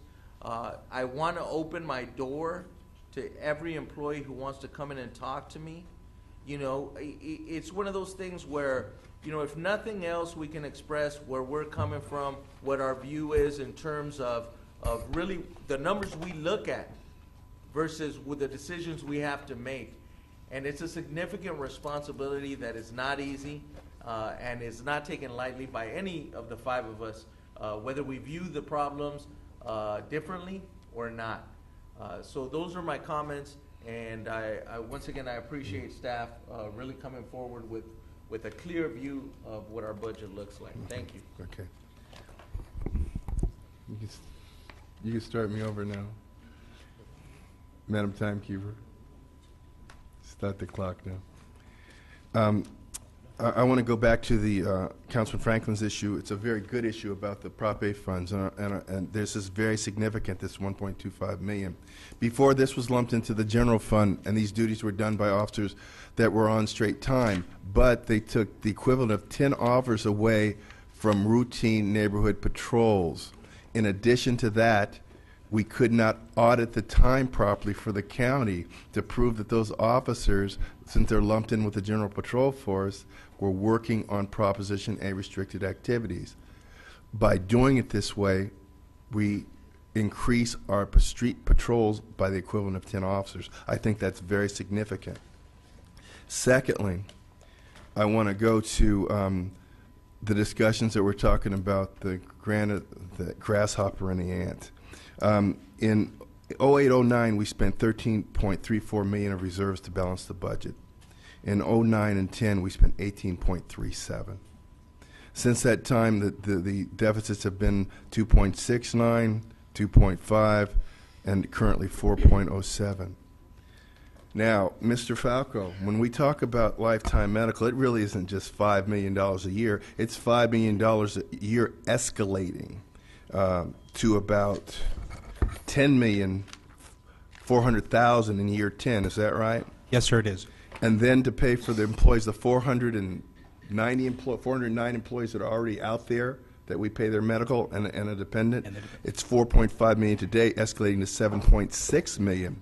So the reality is we'd be spending, looks like by year 10, $17 million, or an average of $13.6 million a year to fully fund those medical costs. Is that right? Yes, sir, you are correct. Okay. So 1.2 million is 10 police officers, so 13 million is what? 103 police officers. That's what we'd have to put aside on an average every year, the cost of 103 police officers to pay for lifetime medical. So I want to tell you this. When someone on the council tells you that, I hope, Mr. Fields, that you're putting aside enough money to keep these promises to our employees, and doesn't tell you what that means, then we're missing a piece here. So if you're gonna set that aside, you can get rid of 103 police officers every year, or probably 150 general employees out of a 650 employee workforce. That's impossible. And to put that on his shoulders when he didn't make that promise is unreasonable. The reasonable thing to do is recognize we're doing well to keep above water. The management partners report, actually the reason, the discrepancy between the two, they recommend that we put aside, it was between 6 and 8 million in reserves. I forgot what it was. But the reality is we don't have the money to put aside in reserves. If we're going to do that, then we need to cut the workforce if that's what we're going to do. That isn't what we're here to do. We're here to maintain services, provide for economic development, hold our ground until revenues outpace expenditures. That's what our best hope is. But to demagogue the city manager as though somehow magically he can, with this same amount of money, fund a $13 million unfunded liability deficit, that's unreasonable. We made decisions, whoever was here the last 20 years made decisions. All those decisions are cumulative. Now, when it comes to cities, I'm going to tell you a little bit about cities. Work for 3 of them, and I talked about this earlier. The reason people worked for cities was for stability and security. The private sector paid more, and that's why a lot of people made their decisions to work in municipal government and that in service. And what happened over time was that benefits grew, had great representation, got great benefit packages, and some things that people couldn't see would be unsustainable in the long term innocently were agreed to. And so here we are at economic gravity. And so what we have to do is work together. We can't demagogue people and say, make magic money. What we got to do is be thoughtful, work together, realize the things that are unsustainable in the short term, try to hold on for the long term and hold on as much as we can until we grow our revenues. Would you reset me at 3, please? What's that? Oh, we got to cut the tape. We'll have to recess. Come back in a minute. 10 o'clock. Is that what you just said? We have to recess for the tape. Okay. We had to recess for the tape.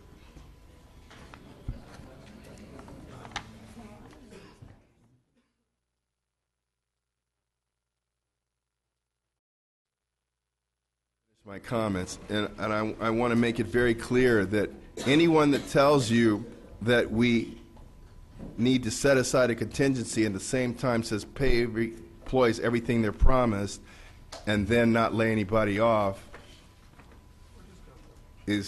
that's double talk, because it's one pot of money. So you have to make decisions on what you're going to do as you go along.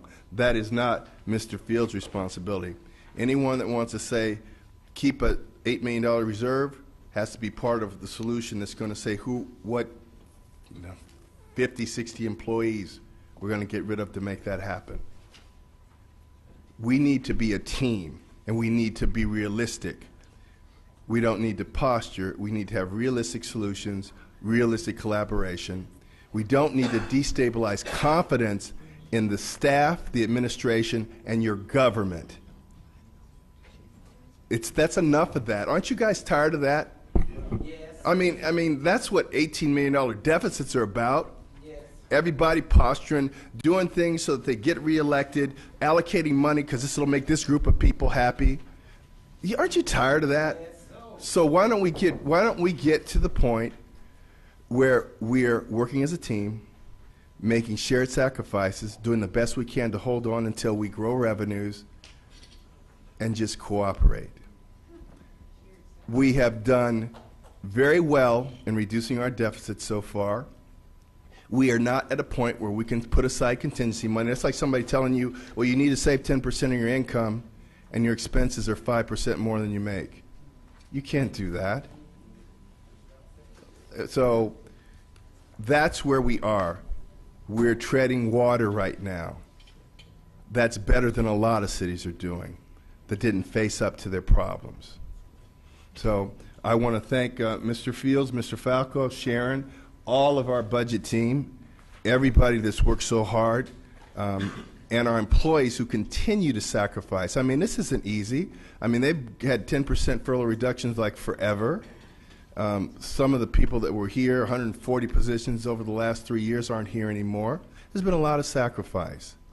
So I really want to acknowledge the sacrifice of our employees. I want to acknowledge the good work that the people that are here, that are working for less money, are still doing.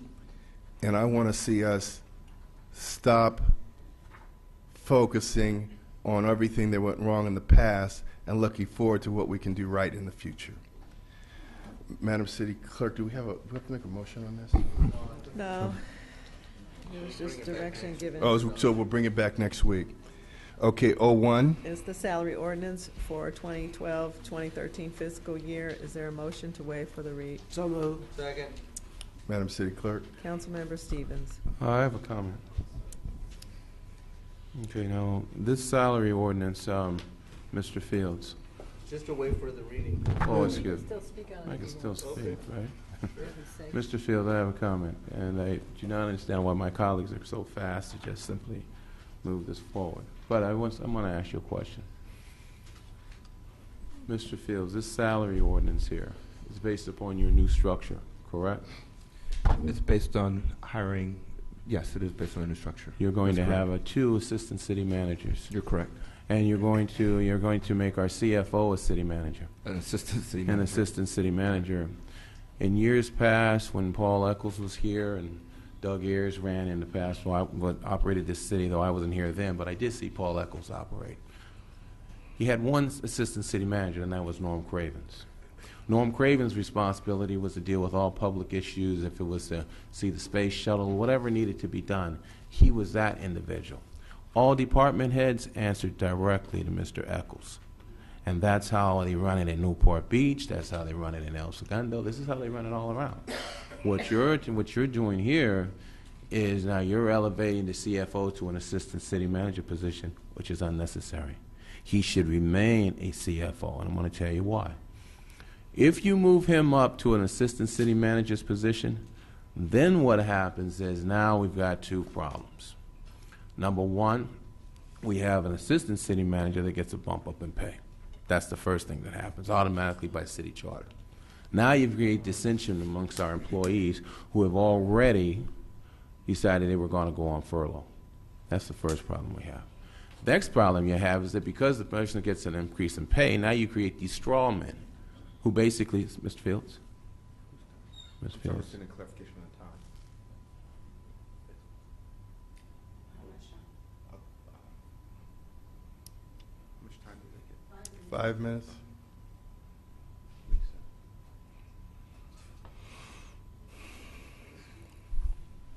And so now you create these straw men. And they come forward and they sit in their chairs and they basically become almost yes men. And in promoting whatever the body that helped them obtain these raises do, we're successful in obtaining for them. Now that's the first two major problems that you have. You have create dissension in the ranks, all right, and then you create this issue of that something that actually wasn't needed to be done. Understand, under previous administrations, you're the city manager, Mr. Fields.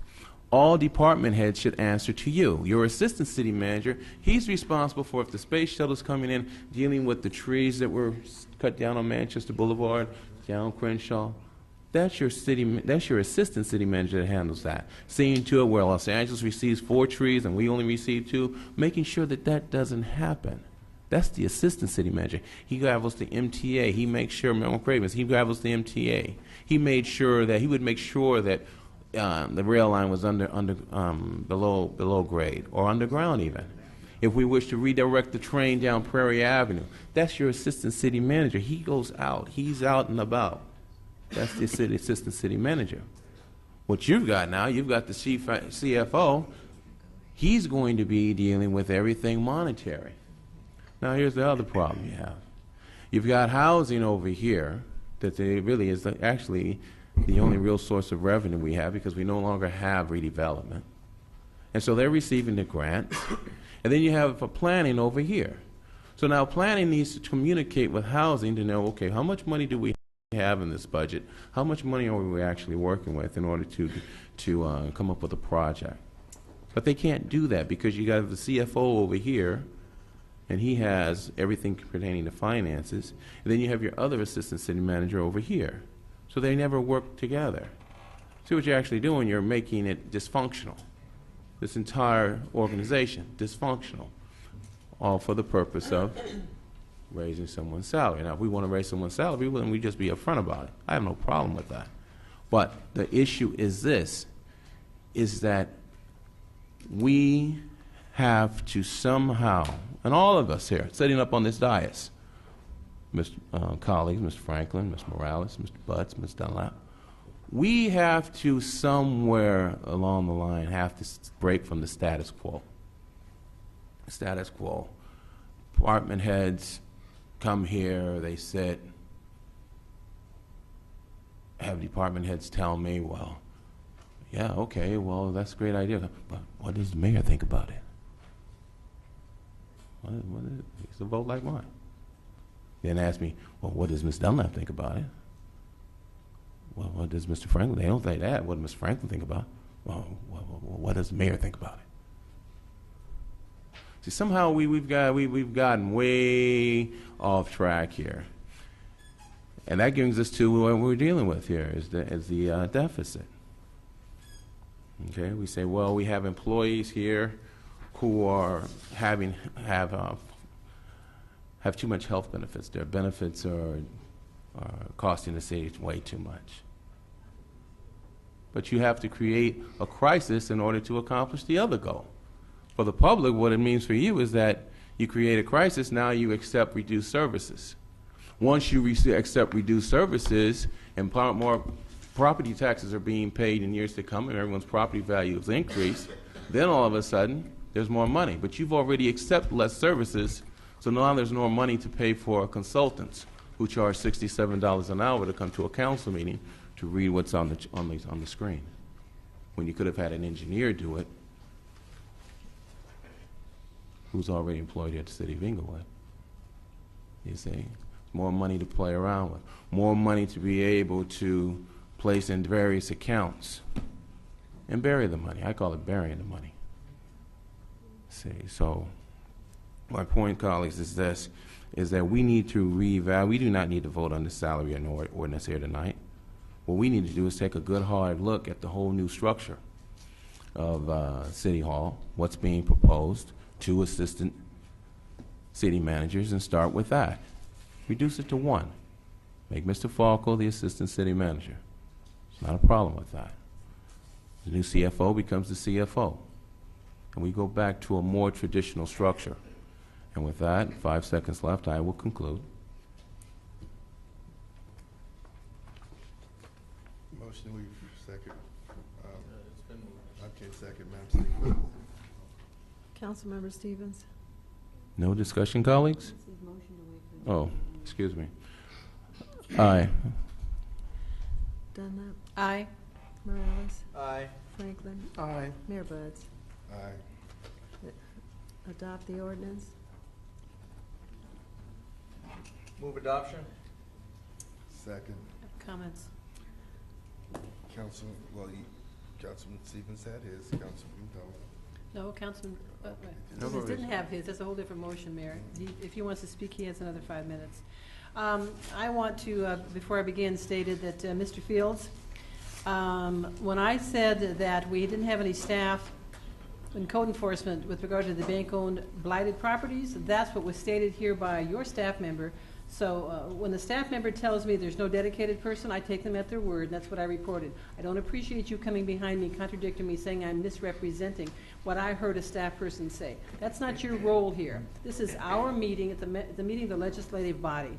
So you are to enact the policies by this council. You're not to sit there and criticize anybody up here. And with regard to the redevelopment agency, you talked about, I'm going to mention this, Mayor, because it has to do with the budget. With regard to unknown, redevelopment agency, we knew for a year in advance that there'd be issues with the abolishment, and we needed to start working on tightening our belts and figuring out how to reorganize the city government. When this city government fails to do that, then it's upon us with regard to that type of activity. We needed to take that action, and we didn't do it. User fee increases, I have no intentions of supporting user fee increases on the residents of this community. And also with regard to one-time money, the waste hauler fee that we got $5 million upfront money, I personally would have liked for us to have followed our own financial policies, which we've adopted, that says no one-time money is ever to be used to balance the budget. I would have liked to have seen that $5 million set aside in our reserves, the entire $5 million. And if we have any more one-time money that comes into the city, I'd like to see it set aside for reserves. I think that's our responsibility. Now, with regard to also our rules of decorum, I heard one member of this body calling other members of this body names up here during comments, and that's in violation of our rules of decorum. It says here, avoiding personal attacks and indecorous language. And I'm speaking about the chair. The chair was criticizing members of this body when they're making comments. Now remember, seeking accountability when you're asking questions, seeking accountability on items that come before us, that's our role. And we may not all agree with the way we do it from one another, but each member is elected, and it's their constituents' responsibility to meet with that person and talk about these issues. But the point is, we may have different styles, but we shouldn't be sitting here calling other members of the body up here names and say they're politicking, whatever the words were. The point is, everybody's just attempting to deal with the issues before them. And also, the mayor made the statement with regard to the bad decisions that were made. Correct. With regard to the financial condition of the city, the majority of those decisions that we are in trouble for today were made prior to 1990, and he's well aware of that. For him to attempt to impugn any member of this body for those decisions, certainly not the person he's attempting to impugn, maybe some of the others, but not that person. Prior to 1990, the only one that was significant after that date was the 3% at 60 retirement. And this member of the body voted against that and asked for an actuarial so we would know how it would affect our budget in the future, and there was none forthcoming from administrative staff at that time. And none of these administrators were here at that time, so they have no responsibility for that. Now, getting to this particular item, the community outreach coordinator. It was stated they were hired by Angela Williams, who was working assigned under the deputy city manager, who works directly for the city manager. That's what was told to us. I go, Mr. Fields, by what I'm told here during council meetings, and that's what it was told at the time that waste hauler contract was originally approved. And actually, in your reorganization, you stated that even though you're moving the waste hauler contract downstairs, that you're still going to be assigning Mr. The name is unimportant. Your deputy city manager was going to still be the liaison to that trash contract to Public Works.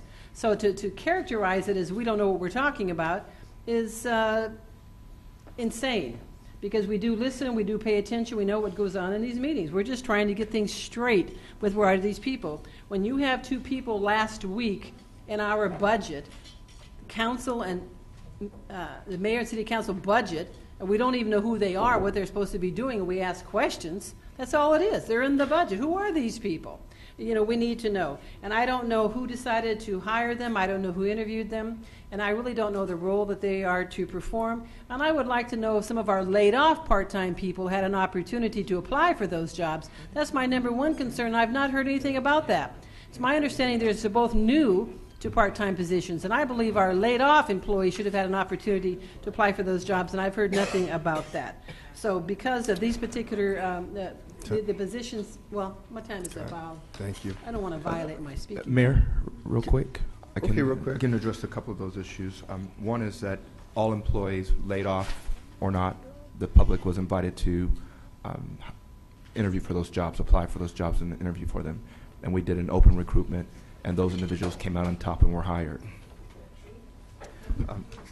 Would you repeat that, please? We did a recruitment for those two positions. Our laid-off employees were allowed to apply for those positions, and I'm not sure, Michael can speak to, I'm not sure if any laid-off employees applied, but there was an open recruitment process that resulted in those two employees being the top candidates, and they were hired.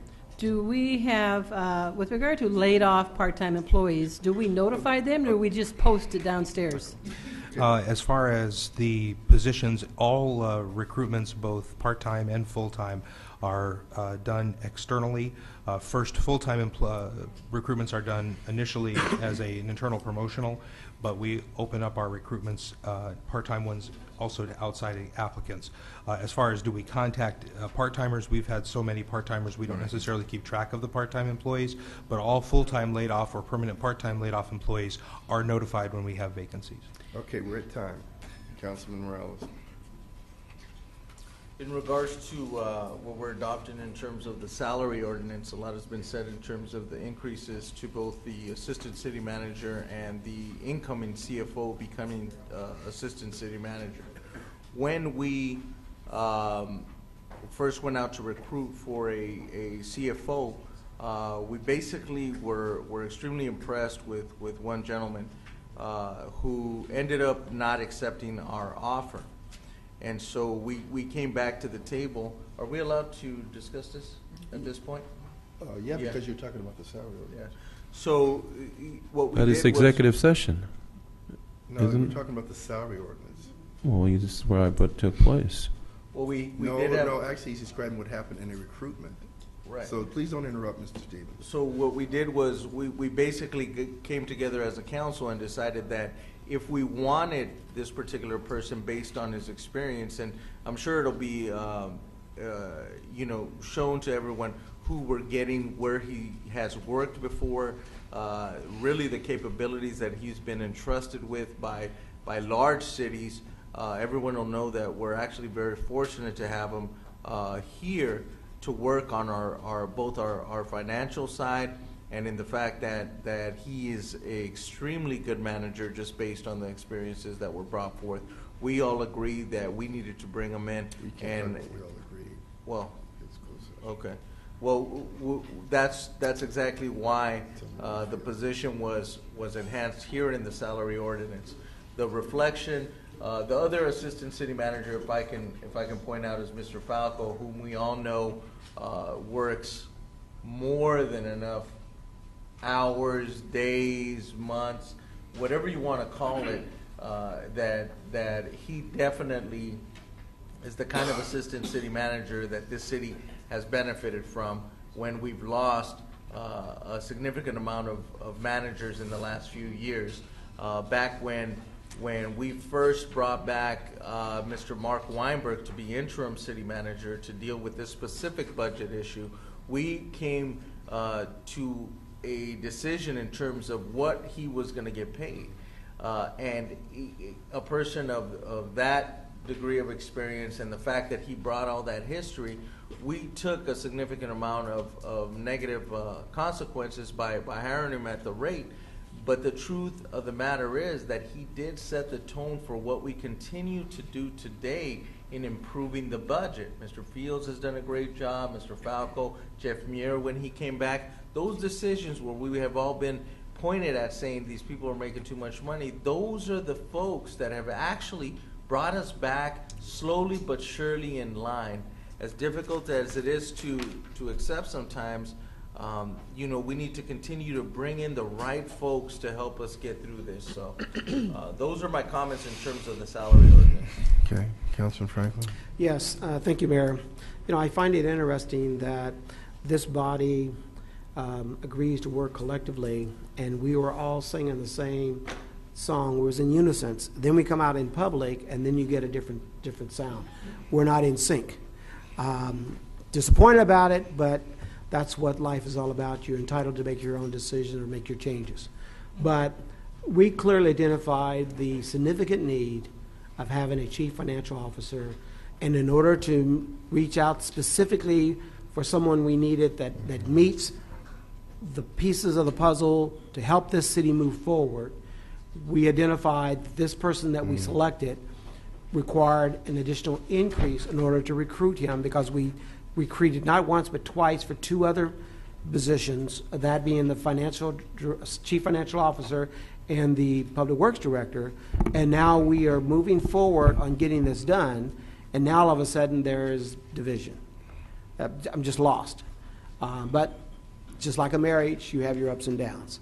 I must move forward, though, because when we had the assistant city manager, chief financial officer, we didn't realize the true significance of the player that person offered at the table until the person left. The void it left, we still have not recovered from.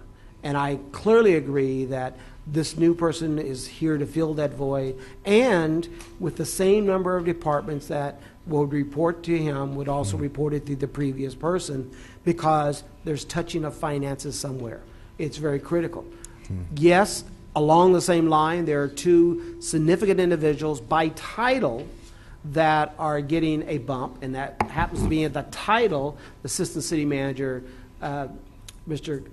Michael Falco, and by title, the city attorney, which is now Cal Saunders. But significantly, though, both men have honor and they've earned it, whatever that new base may be, because they have many times have put in the extra hours that is needed, we're thinking outside the box for us to keep the city afloat.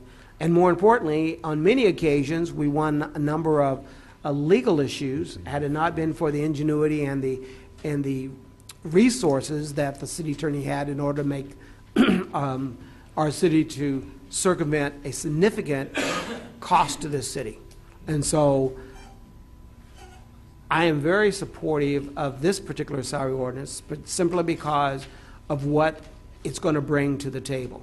And bring to the table means a view on which we as a city is on the right track. And again, I stressed before, and I'll stress it again, if this body does not function as a team, and I said together everyone accomplishes some more, then it's to our demise. And I think it's critical if this city is going to continue to remain as a chartered city, that we all need to get on board. And if you're not part of the team, then get out of the way and let us keep moving. Thank you very much, Mayor. Okay. Just a couple things. You know, I'm sorry if District 2 Councilwoman took what I said as disparaging towards her or any other council person. What I was saying is just a fact.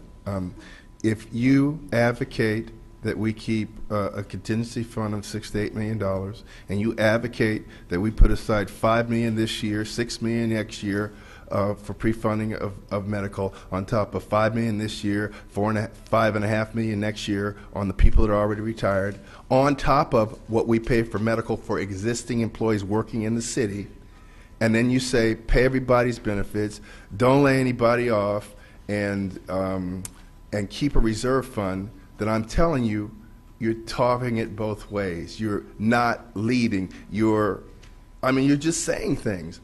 And to tell the city manager basically to print money, I'm sorry, that's not effective. So I'm sorry if anybody took that personally. That's a fact. And that just needs to be said. It's a fact. Now let's talk about the salary ordinance. Councilman District 2 correctly noted that over 3 years ago, 3 years or 4 years, that we lost $5 million because of our accounting practices that we had to pay back to the federal government for some HUD money. And we had a problem with the Eden system, and we had so many problems out of finance. And so here the difference is it's a $40,000 differential from what we were paying to what we will pay. $40,000 to avoid losing $5 million, well, that's a pretty good trade-off. Sometimes you're going to have to pay market rate to get good people. And then as far as the spillover effect in equity, I'm going to tell you about Mr. Falco. Say the same thing I said about Mr. Frisbee and the consultant Robert. I've worked in 3 cities. This guy's smart, he's talented, multi-talented, here all the time, Johnny on the spot, sense of urgency. He's one of the people, he's one of the glue people, actually, that's bridged several administrations that's kept the city afloat. That's the kind of person he is. So he has been underpaid. I'm surprised he hasn't left by now. I'd have left if I was him, be so underpaid for the market, but he stayed here because he cares. So I have no problem with him finally being compensated near what he's worth. He's not going to get what he's worth, but it'll be close. Mr. Saunders and I have not agreed on everything. But I'll tell you what, one thing I do agree on is a good city attorney, and he deserves to be compensated in parity with the assistant city managers. Sometimes things happen. It isn't a zero-sum game. So I feel very good that we are finally acknowledging that we're going to have to pay market rate to get good public works. Our public works director, well, let me personalize it. We almost lost a lot of opportunities because we didn't do the best recruitment the last time. Sometimes spending too little costs you too much. So I believe we have a first and second. Yes. Madam City Clerk, would you call the roll? Councilmember Stevens? No. Dunlap? Aye. Morales? Aye. Franklin? Aye. Mayor Buds? Aye. Gosh. Public comments. Any person who wishes to address the City Council on any matter connected with city business may do so at this time.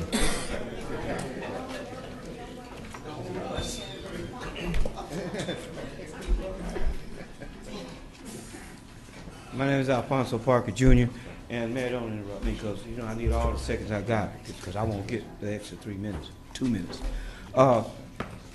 Just on the budget you were speaking on earlier, I was reading this here, and I mentioned this a week or so or 2 weeks ago, that have your people looked at the San Onofre nuclear plant has been down, and it's going to be down, last I heard, till around December.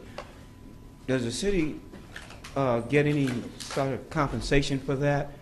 I don't know how your system works. It's a question you might want to look at. You might be able to get something back. I don't know how your system works. Anyway, that's said.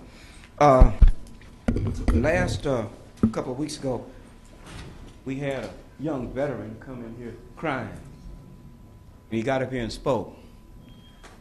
And the mayor just sort of just dismissed him like he wasn't here. He was here, but he wasn't here.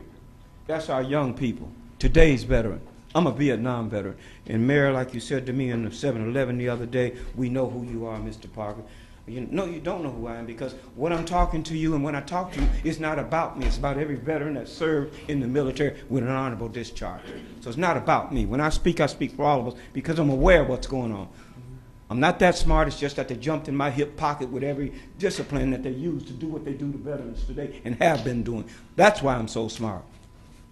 I was blessed to be in the right place at the wrong time. Okay? Now, speak about money coming in. Another thing, Inglewood has a 10%, I think, income tax, what you pay on products and stuff. I think he means sales tax. Yeah. Anyway, so the thing is this here. You got a Veterans Administration hospital, and I'll keep telling you out there, sitting here in Inglewood, everybody's got a job making money off of veterans. And veterans have money coming, but they won't give it to them because they're rolling them onto your Social Security, on your Medicare, your GR, and those that can't get that, they're dumping them down there on 5th and Main in L.A. at midnight shelters. That's money, tax-free to the veteran, whatever, but he was got that money spending it in. If he drank up $5,000 or $3,000, which would kill you, but this is a parable, that much money, drinking liquor, you know how much taxes would be gotten in Inglewood off that $5,000? It's like liquor store down there. Or the market is 99-cent store because he might need something to wipe his mouth with a slob or whatever when he get up. You know, do you realize how much income tax will come off that $5,000 or whatever it is money that veteran would spend in your city of Inglewood? That's money that would come to Inglewood. You need to take an interest. Smoke and mirrors, I'll go get you some smoke and mirrors because I see them in the alley all the time and you get to them before the people come through. You got people that are professionals doing good stuff in these alleys. Inglewood got the cleanest alleys I've ever seen in any city. As soon as something's out there, it's gone. And they have some good stuff out there. You want smoke and mirrors to take to the VA? I'll find you one or two, and every time I find one, you might have to cut it because it's cracked, but you can take it and cut it and shim it, and it won't cut you, and put them out there. Do something constructive where you can get money. That money is tax-free to them veterans, okay? When they come here, they'll spend their money in Inglewood because they live in Inglewood. Time. Mayor, I met you in 7. Can I have another minute? No, sir, you can't. Yeah, I knew you was going to. Okay. Sir, you can't. Thank you. We need our Thank 2 you. minutes like you. We need our 2 We'll- minutes like you we'll- get your we'll- 3 we'll on your see you 5 next minutes. week. We'll see you next week.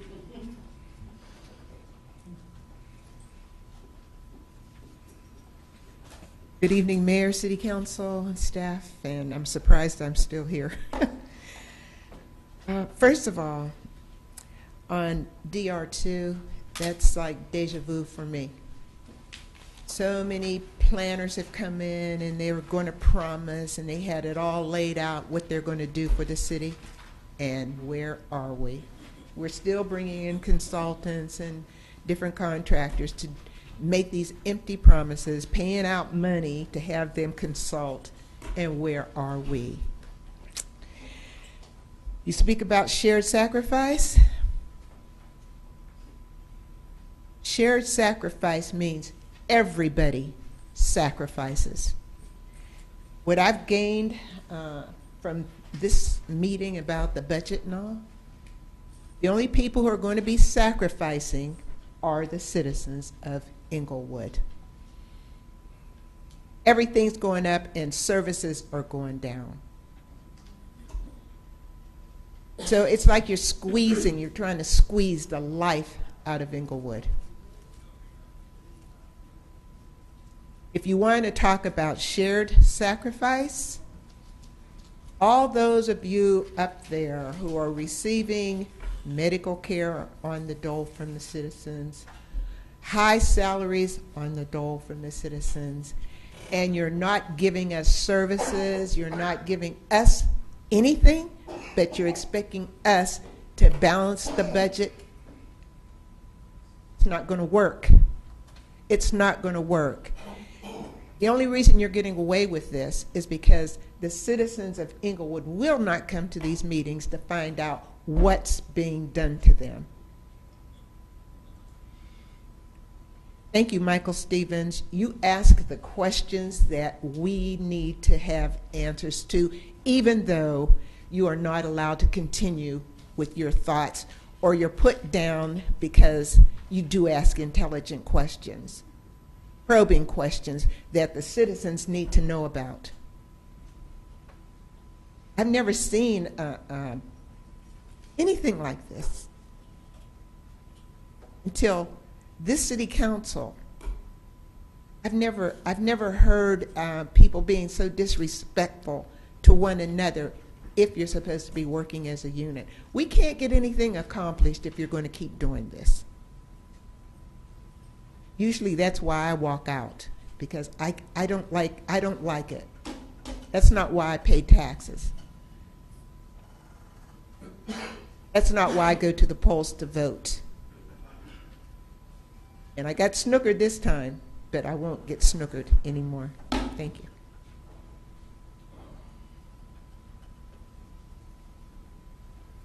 Good evening, Mayor and council members. My name is Peter Postmeyer, and I am here on behalf of Cloudbreak Inglewood and Westside Residence Hall, kind of coming to give you an update on where we are with our facility since the new building was completed at the end of the year. And this is the Veterans Facility over on Hendry Avenue. Happy to report that the new building has about 170 new veteran residents, which now gives the campus a total of over 550 residents. The VA has stationed 2 case managers there to assist us with helping these veterans, and U.S. Vets continues to extend services. We have a tenant council that meets monthly. We have also a town hall meeting that meets. We have staff and are working to ensure that all residents there comply with our policies and behaviors that we require. We welcome the city's interest. I know Councilman Franklin was out there recently. I know that the city's housing department has been out to the site, and I think that they're going to be providing a report that looks favorably on what we've been doing and the progress we've been making.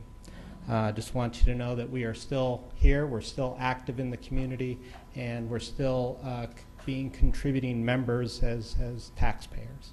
And I am available should you have any questions, and appreciate your time. Thank you very much. And for your hard work on the budget. I know those aren't easy discussions, and I know that these are long nights for you. Every night you come here and have these conversations. And I've been coming to these meetings since about '93, off and on. So appreciate your hard work. Thank you. Thank you, sir.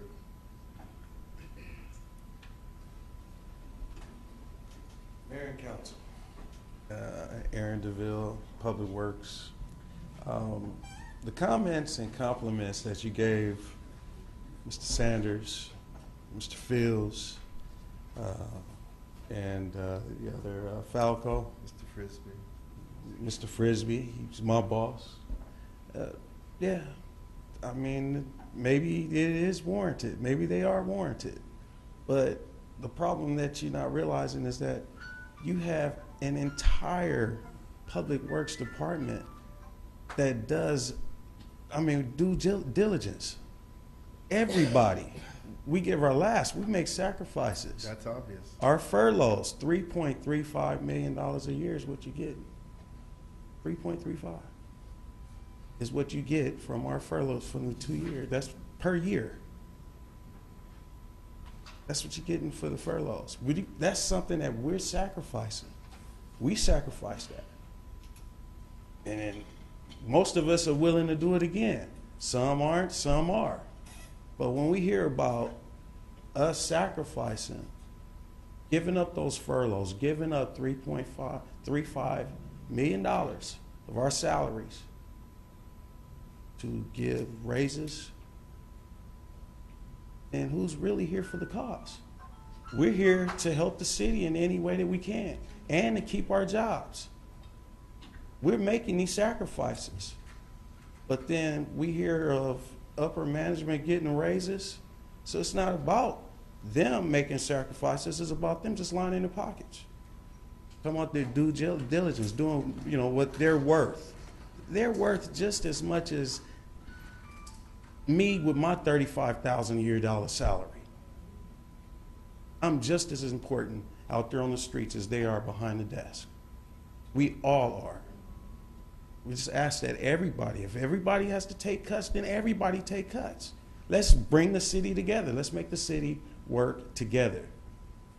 But there's a lot of employees that will look back and see that, oh, we're furloughing, we're doing this, we're doing that, and then to turn around and give management raises and things like that, it's a slap in the face to a lot of them. It's a slap in the face to a lot of them. That's all I have to say. Thank you. Mr. Mayor, Council, my name is Joseph Texera, District 1. Inglewood city officials, including this council and IPD, are currently being investigated by the Justice Department's Civil Rights Division for not providing proper police protection in a city of color, Inglewood. Tonight, I'm again asking the council to vote to censure James Butts and remove him as council chairperson. State law demands that the copies of public records or a written explanation why someone can have those copies must be provided to a requester in no more than 24 days. However, tomorrow it will be 1 year since I first requested copies of public records from the city clerk, including 911 tapes related to the night my neighbor's son and his friend were the victims of a shooting. But I still haven't been given all those records or a reason why those records, which by the way prove some of the misconduct the Justice Department is investigating, are being withheld. And for about 7 months, the mayor has repeatedly helped IPD, the city clerk, city attorney, whoever, hide police misconduct and the fact the law is being broken. For instance, in April, the mayor appeared to be looking for the facts when he questioned IPD's Captain Sissick about my records request at a council meeting. However, the mayor again helped hide police misconduct and violations of the law. Even though former Chief Seabrooks and the mayor himself told the public about the tapes that I had requested last year, the mayor asked Sissick, as if he didn't know, if the tapes actually existed. Do those tapes exist? Yes. The mayor asked Sissick if the city attorney had asked him about the tapes, and Sissick gave a short answer but then said something typical of a guilty person trying to hide a crime. He said, and that's the only portion I have to comment on. Did the city attorney make its inquiry based upon his request? Yes, I am aware of an inquiry to the police department. My response to that inquiry was, yes, the tapes exist, and that's the only portion that I have to comment on. So what did the mayor, the city council chairperson, do then? Did he say, wait a minute, Captain Sissick, Mr. Texera says you played those tapes from last September, the day after we requested them from the city clerk. And those tapes, which prove his complaints of misconduct, were illegally withheld from him ever since. Captain Sissick, you need to tell us what happened. Oh no, the mayor didn't say anything indicating that he actually wanted the public to know the truth. When Sissick refused to say why the law was broken and why, and who did it, the mayor said, quote, okay, that's fine. Okay, that's fine. And the mayor didn't ask Sissick or the city attorney or the city clerk or anyone even one more question about repeated violations of the law that hid police misconduct that the Justice Department now has to come in and investigate. That's why James Butts needs to be removed as city council chair immediately, because he doesn't play straight with Inglewood residents, he plays crooked with them. Thank you, Mr. Texera. Always appreciate it. Close public comment. No, you're not going to close. Well, then please come up, Ms. Zambrano. Please. Oh my, I'm here. And my goodness, the worship of the clock has once again been the most important factor of this entire meeting. You gave this council roughly 1 minute per $1 million that they discussed tonight. Now, some of them never use it. They have 10 years worth of history saying yes, yes, yes, and yes. That's the only word some of them know. They, in fact, do have a role for all of the years, constantly in agreeing and most often never asking questions. Congratulations. You've done the same thing for 10 years. Ed would be very proud of you. This is not any different than the stuff that happened across the street and down the block that now has the state taking over our school district.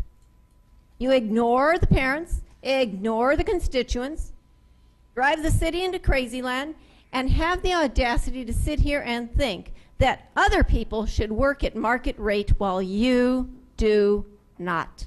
In fact, on page, 85 of the budget, wow, one person up here has a 10.52% increase. The man who had to tell everybody to stop talking tonight. The man who's constantly interrupting. In your budget, it's 10.52% increase. Anyone can look it up, page 85. Wow, so much for equity in market rate. But I guess the thing is that can't manage your own money and still need that cash flow increase that other council members across this entire South Bay don't take. Most of us would wonder, how can you not manage $238,000, that's your retirement, and still need an extra 100 from the people who are making, what is it, census tract, $45,000 average in this community. Wow. Wow. The audacity, the insultingness. You should, every time you treat people like crap, give them a raise. You've done that frequently in this room. Unfortunately, you don't pay anything to the residents. You just bleed us dry. How insulting. I hope the rest of the residents in this community take notice, because you know what? The eyes that constantly are eyes and the gosh oh gollies, some of us actually would like the answers to the questions that you're afraid to hear. It is an insult, and I needed deep waders instead of tennis shoes for this sandbox throwing little event. The bully has reigned for an entire another, wow, are we almost at 10:59? $1 million per minute.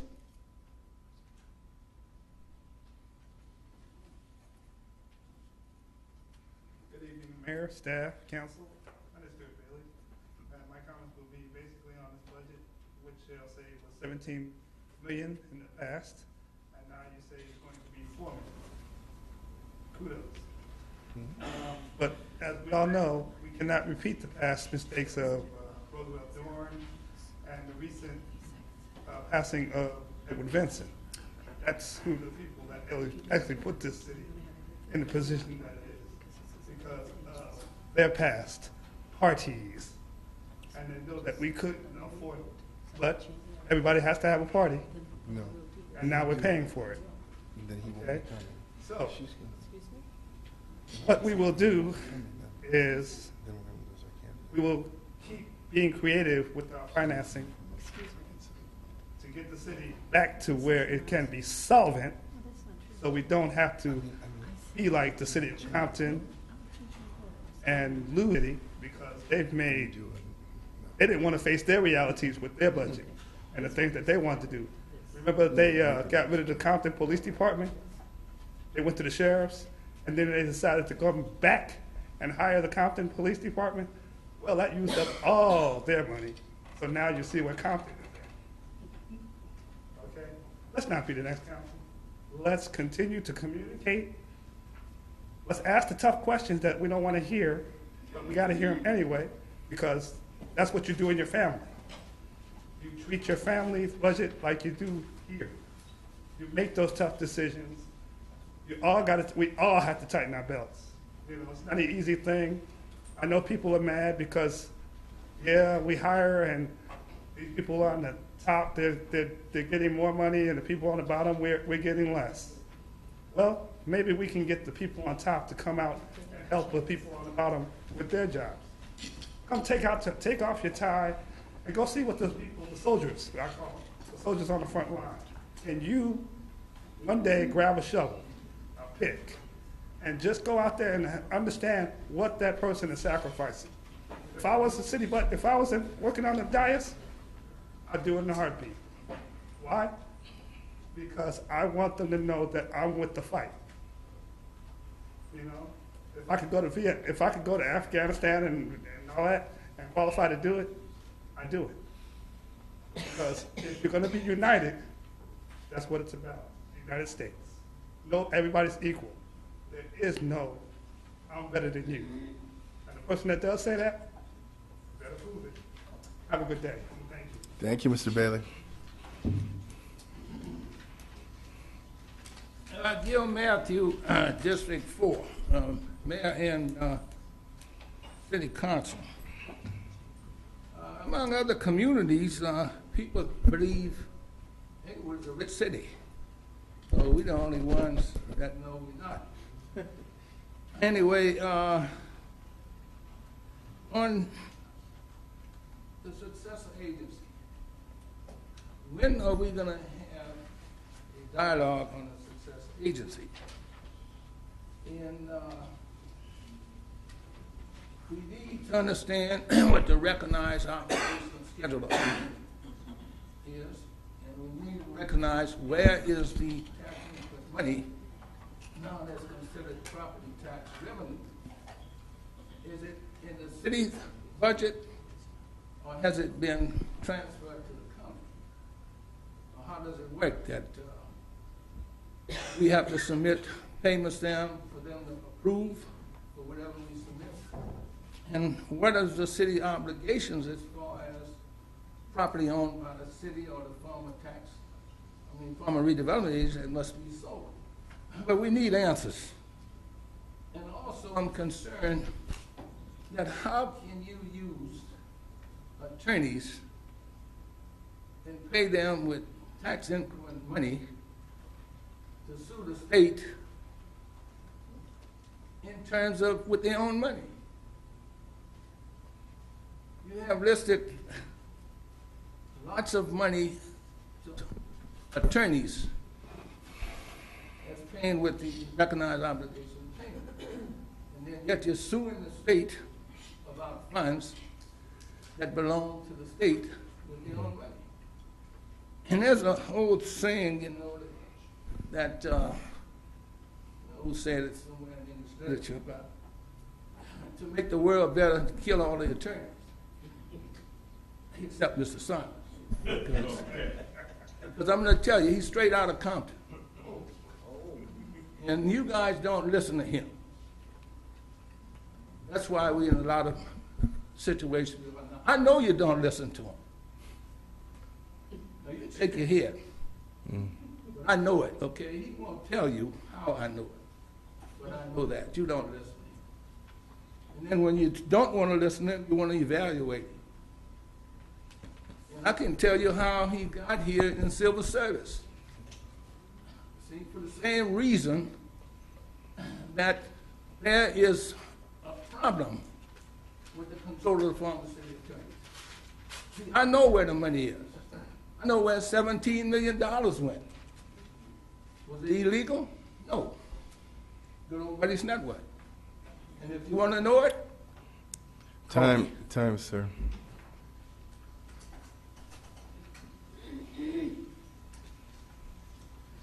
Mayor and council and staff and residents of this city. I'm Tala Smith, work for Public Works Department. We all have a role in this government. You have your role, cities have their role. I have a role. However, we all point to the same goal, and that same goal is to serve the constituents of this city to the best. To the best. I didn't plan on speaking tonight, but after sitting and listening and watching what goes on in our meeting, it's appalling and embarrassing to me as a worker. In a few months, I'll make 32 years of dedicated work to this city. 32 years, probably the most than any of my co-workers here have. To sit and listen, we left certain workers, our city attorney, our assistant city manager, my boss, Mr. Harry Frisbee, the city administrator. Like one of my colleagues spoke earlier, it's a slap in the face. I think they deserve it, and we don't. I recall when you were running for office, Mr. Mayor, I was there as the president of the NCIU, and you know, I worked that. There was an incident in which we all met, and my membership at the time had to listen to the candidates that were running for mayor. One of the candidates came 3 minutes late, and I had to make the call whether to include him in that meeting. You know what happened. As tough as it was, I had to make the right call, the fair call, which was to exclude him from that meeting. As tough as it was, I had to do it. When we voted for you, we saw hope. And I'm speaking from my heart. Mhm. Because I care about this city, I care about my job, and I care about the workers. We saw hope. And I'm telling you that now. That hope is fading very, very quickly. And I'm speaking because I'm listening to my coworkers from the SEIU side and from the management side. Very unhappy. Very unhappy. And to see that budget presented, talking about layoffs, who's got the guts to put that out there like that? Who had guts to put that? I know it's reality. Mhm. Come on now. Come on. When is this going to stop? When is it going to stop? When are you going to take care of your staff? So there. Come on, Mr. Mayor. We put our hope and our trust in you. Trust is our best currency, and we hang on to that. I hope it isn't funny. Thank you, Talara.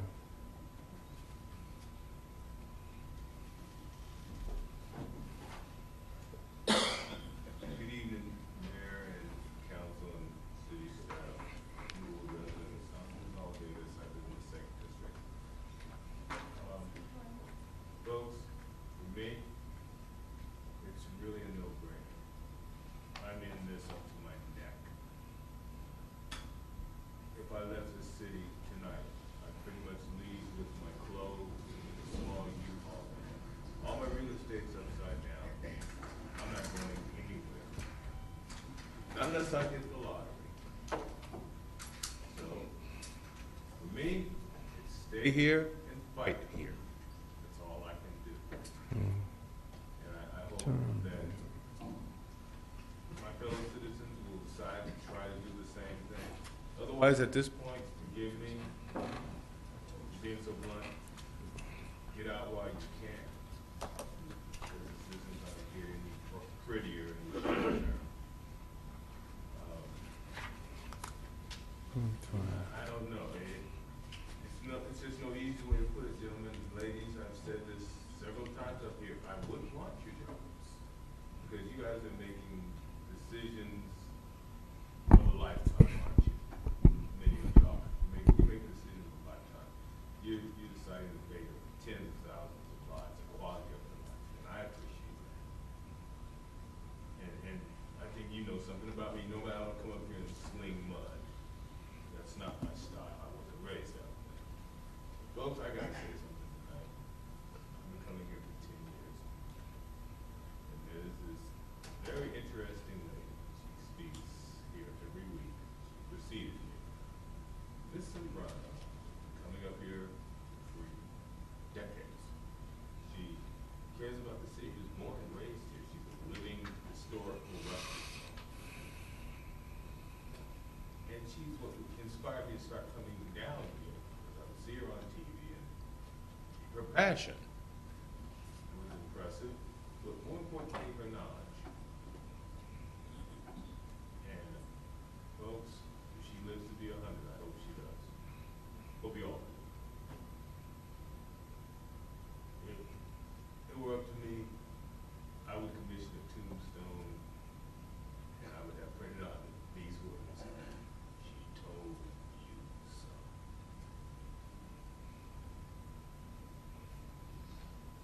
And with that, folks, we gotta make like the British. We're fighting for our survival. We're losing, but we gotta keep fighting. Good night. Good afternoon, F. Austin. I want to speak to you all. First, I want to say Fridays is a no-no. I'm going over this budget that Mr. Fields, you did a good job of just presenting this budget, but guys, the people here, the stakeholders, we are used to every other Friday. This has been going on for 4 years. And Fridays, it's not gonna work. Do not come to work on Fridays. Mayor, is it anything, any kind of way you all could settle this with the union where you could have part-time employees, work 4 by 10, do something, because don't bring it back on a Friday. Everyone is used to that. What we tired of is you don't come the day after a holiday. and like every other city. That's the only thing that people is kind of saying, that, you know, you close too many days. If you start coming back like Labor Day and that Tuesday and don't take off like the next day, like all of the other cities, then it'll fill in for that Friday. Because otherwise you would have to lay off too many people. You can't do it. Don't do it. Don't even try. Please, Mayor, find a way, council, y'all find a way out of this, because Friday's not going to work. It's not. Another thing about your finance report. Fields and the mayor, you all came in with this like Obama. Okay? You didn't break this city. Tim Wanamaker broke this city. You did not break this city. This council knows that. 3, Judy, all of y'all know that. Mike, you don't know. But no, they inherit this like Obama. He's trying to clean it up. I got to give props where it's due. It's due that. Give him a chance to clean it up. I get mad at it. His attitude, he come in that door, he think he the chief of police. I know everybody's upset about all this, but we got to make them work. They got to do the work for us. We can't do anything. We got to try to get, your mayor is here. This man is here on Tuesdays. When they close, he's here. Franklin's here. I know Mike is here. Why can't you have a meeting? That's all it's about. And one other thing, man, I want to hit you right quick about, you need to know, your fire department. I swear to God, this is what they're doing. And they got busted in Las Vegas, Mayor. Please, Mayor, listen to this. Please, Yes, please. I'm sorry. Please, give me a minute, please. I will. I'll give you 30. Okay. Listen at this, Mayor. In Las Vegas, they got busted. I had mentioned this to Councilman Franklin, but I don't know if he mentioned it to you. This fire department done taken $10 million of our money in 1 year, right? Do you know what they do? I'm going to just tell you how they busted them. Do you know what they do? Like, say, like you want to say, I say, James, okay, you come in and you work for me because I got to pay my car payment. You know what I'm trying to say? They get paid. In other words, they use it. You know what I'm saying, Jay. Come on now. This is how they beating us. And then when you call them, all of them come out. We ain't got but one hospital. So why is all your trucks coming out like that? I think you should hold a meeting with them, Mayor. Okay. I am actually. Yeah. Next and month. Artie, you know, just keep on going. Not only that, you got Ethel. too many assistants. Miss Austin. Okay, so just two more. No, Miss I Austin. want to congratulate him. Come on now. Okay, just say I congratulate you. I congratulate All right. you. That's my husband. All now. right, all right. Okay. Ethel, All right. thank you. Oh, okay. Thank you, Ethel. I love you.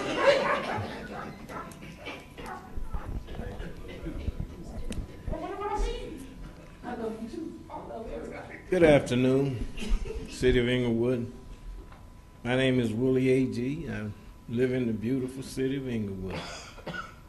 You know, it's kind of hard for me to sit back there and listen to all the criticism from people who, in my opinion, don't know what they're talking about. 18 years I've been a regular here at City Hall. We have never had a finer city clerk than Miss Yvonne Horton. I take my hat off to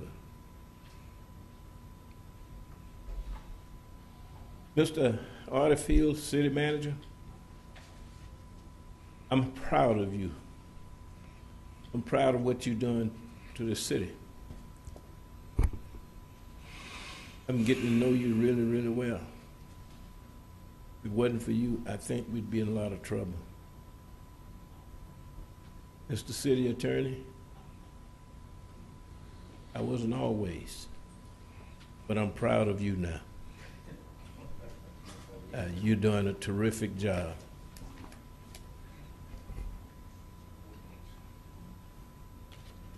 My counselor, I'm so happy with you because you stood up tonight and you did what you were supposed to do.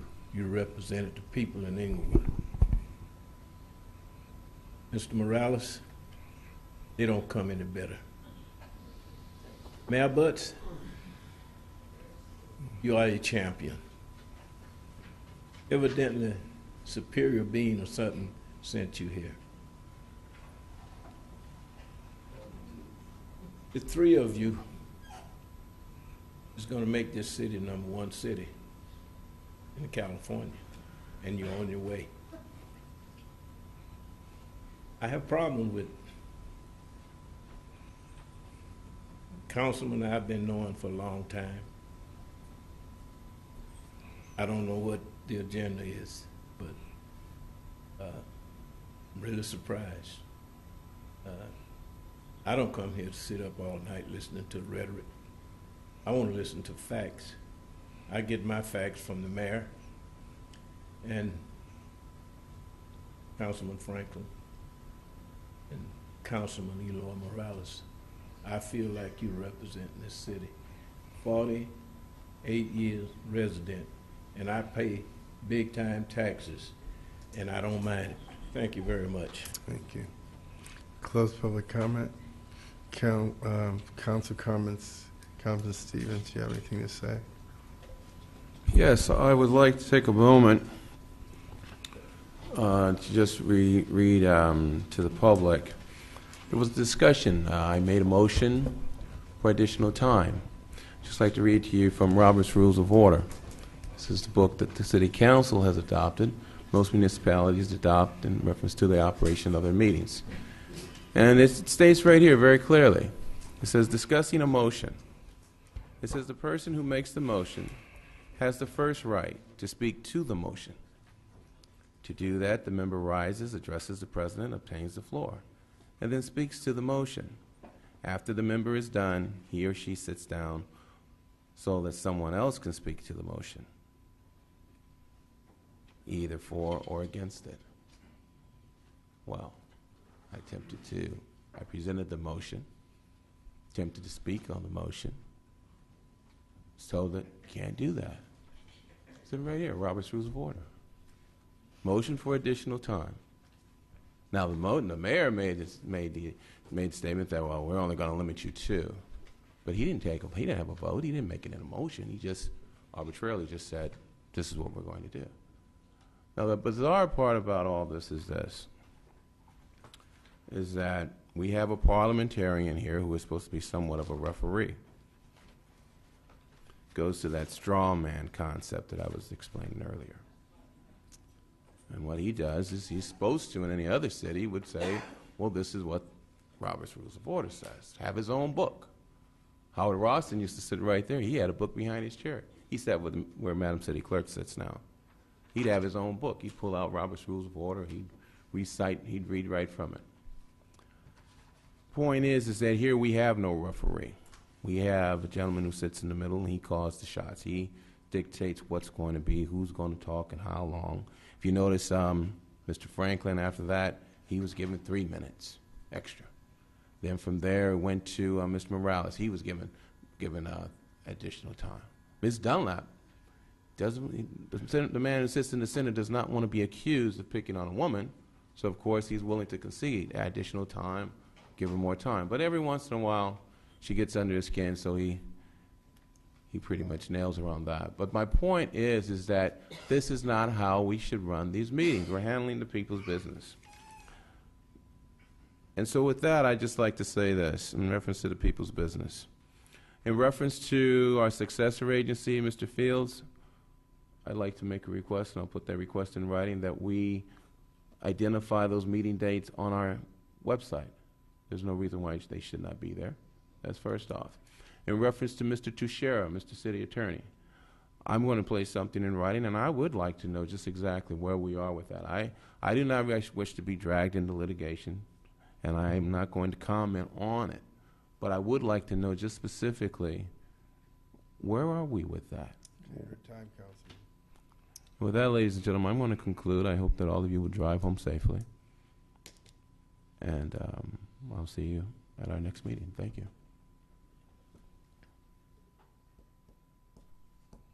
Okay, there's no other comment? So No comment. all right. It's waiting to be Oh, go acknowledged. Yes, thank you, Mayor.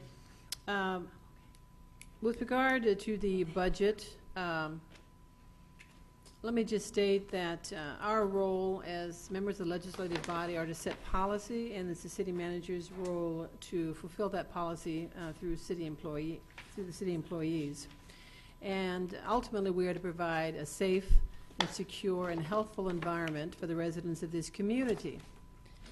And as was stated very eloquently by several of our employees, that's what they've committed their life to do, is to work for the City of Inglewood to provide the services to the residents of this community. So our obligation is twofold: to our residents, to provide for their quality of life, and to our employees who have chosen to work here to serve this community. We have neglected to provide for our employees with regard to all of the issues that were brought before us. The employees of this city have a right to economic security. They've earned retirement, their lifetime retirement medical, and their accrued vacation and sick. That's just a statement of fact. No one is belittling anyone when they make these statements of fact. It is the way it is, and we need to start providing for our employees as well as the residents of the community. It's a twofold challenge that we have to meet. There have been lots of mistakes that have been made that brought us to this point. We don't have to point fingers, but we need to start following our financial policies, which we haven't done since we first realized we had a huge structural deficit 4 years ago. And with regard to comments, once again, people commenting on other people's comments up here, which is not their role is to make their own comments, to speak to the issues. That's actually also what Robert's Rules of Order speak to. That each member of this body is to speak to the merits of the issue, put forth their own point of view, without disparaging the remarks of a colleague. Councilman Franklin should be able to say whatever he wants, Councilman Morales, the mayor, Councilman Stevens, and myself, without somebody coming behind us and criticizing us, condemning us, attempting to misrepresent us. That's not their role. And with regard to the city manager, it says very clearly in the city charter, which is our Constitution, I talked about him taking full responsibility for the budget. I was criticized for that. It says here in our city charter, the city manager shall prepare the budget annually and submit it to the council and be responsible for its administration.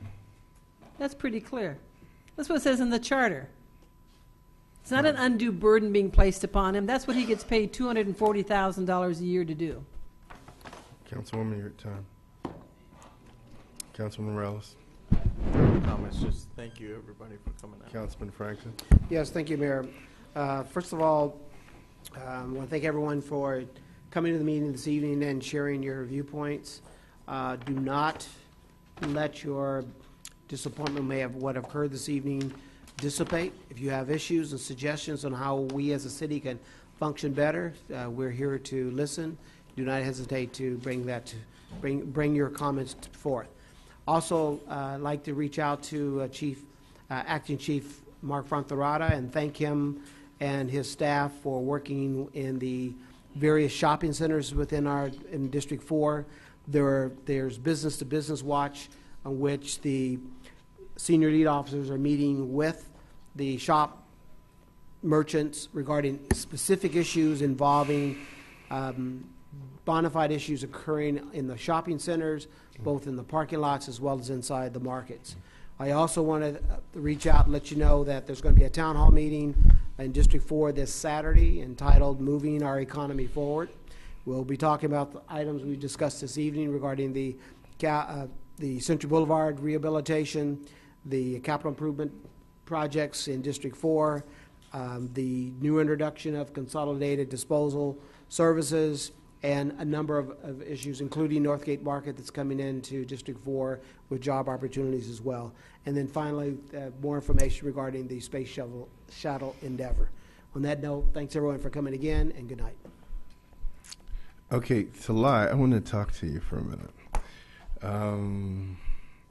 Before I do that, though, I'm going to tell you guys something again. Anytime somebody sits up here, and I don't care what anybody says, if they say we value our employees and they say we should live up to all our promises to them, and they say we should follow our financial practices, which says that we keep an 8% contingency out of every budget, then by my calculations, for the average employee for the $55,000 salary and benefits package, to put aside $6.7 million, you'd have to lay out 121 employees. 121 employees to follow our practices, to keep a contingency. That $5 million that we lost because we didn't have an adequate financial controls and a financial officer, that's 90 employees that we wouldn't have to lay off 1 year. Now, I've known you for 30 years, Talai. This is for you. And yes, you did support me, and yes, the employees did support me. And I never told you that I would come up here and do everything that you liked, that I wouldn't do things that were unpopular. What I told you I would do is do my best to put this city on a financial footing so that one day you could have your benefits restored, that you could be comfortable and secure. You have not been secure in your employment before I got here, and you're not totally secure yet because we don't have the money. The decision we made about the salary adjustment was very difficult to do, but we had to have an adequate financial officer here. We can't lose any more money. We just can't afford it. And two people got carried along for parity. Yeah, it was difficult. And you know what? I knew it would be unpopular. And politically, I could have said, no, I'm not voting for that. Nope, too bad, tough. I'm not going to be unpopular. And I would have been doing you a disservice. So I never said you're going to agree with everything that I do. But I know in the end, you'll be glad that I was here. We're adjourned.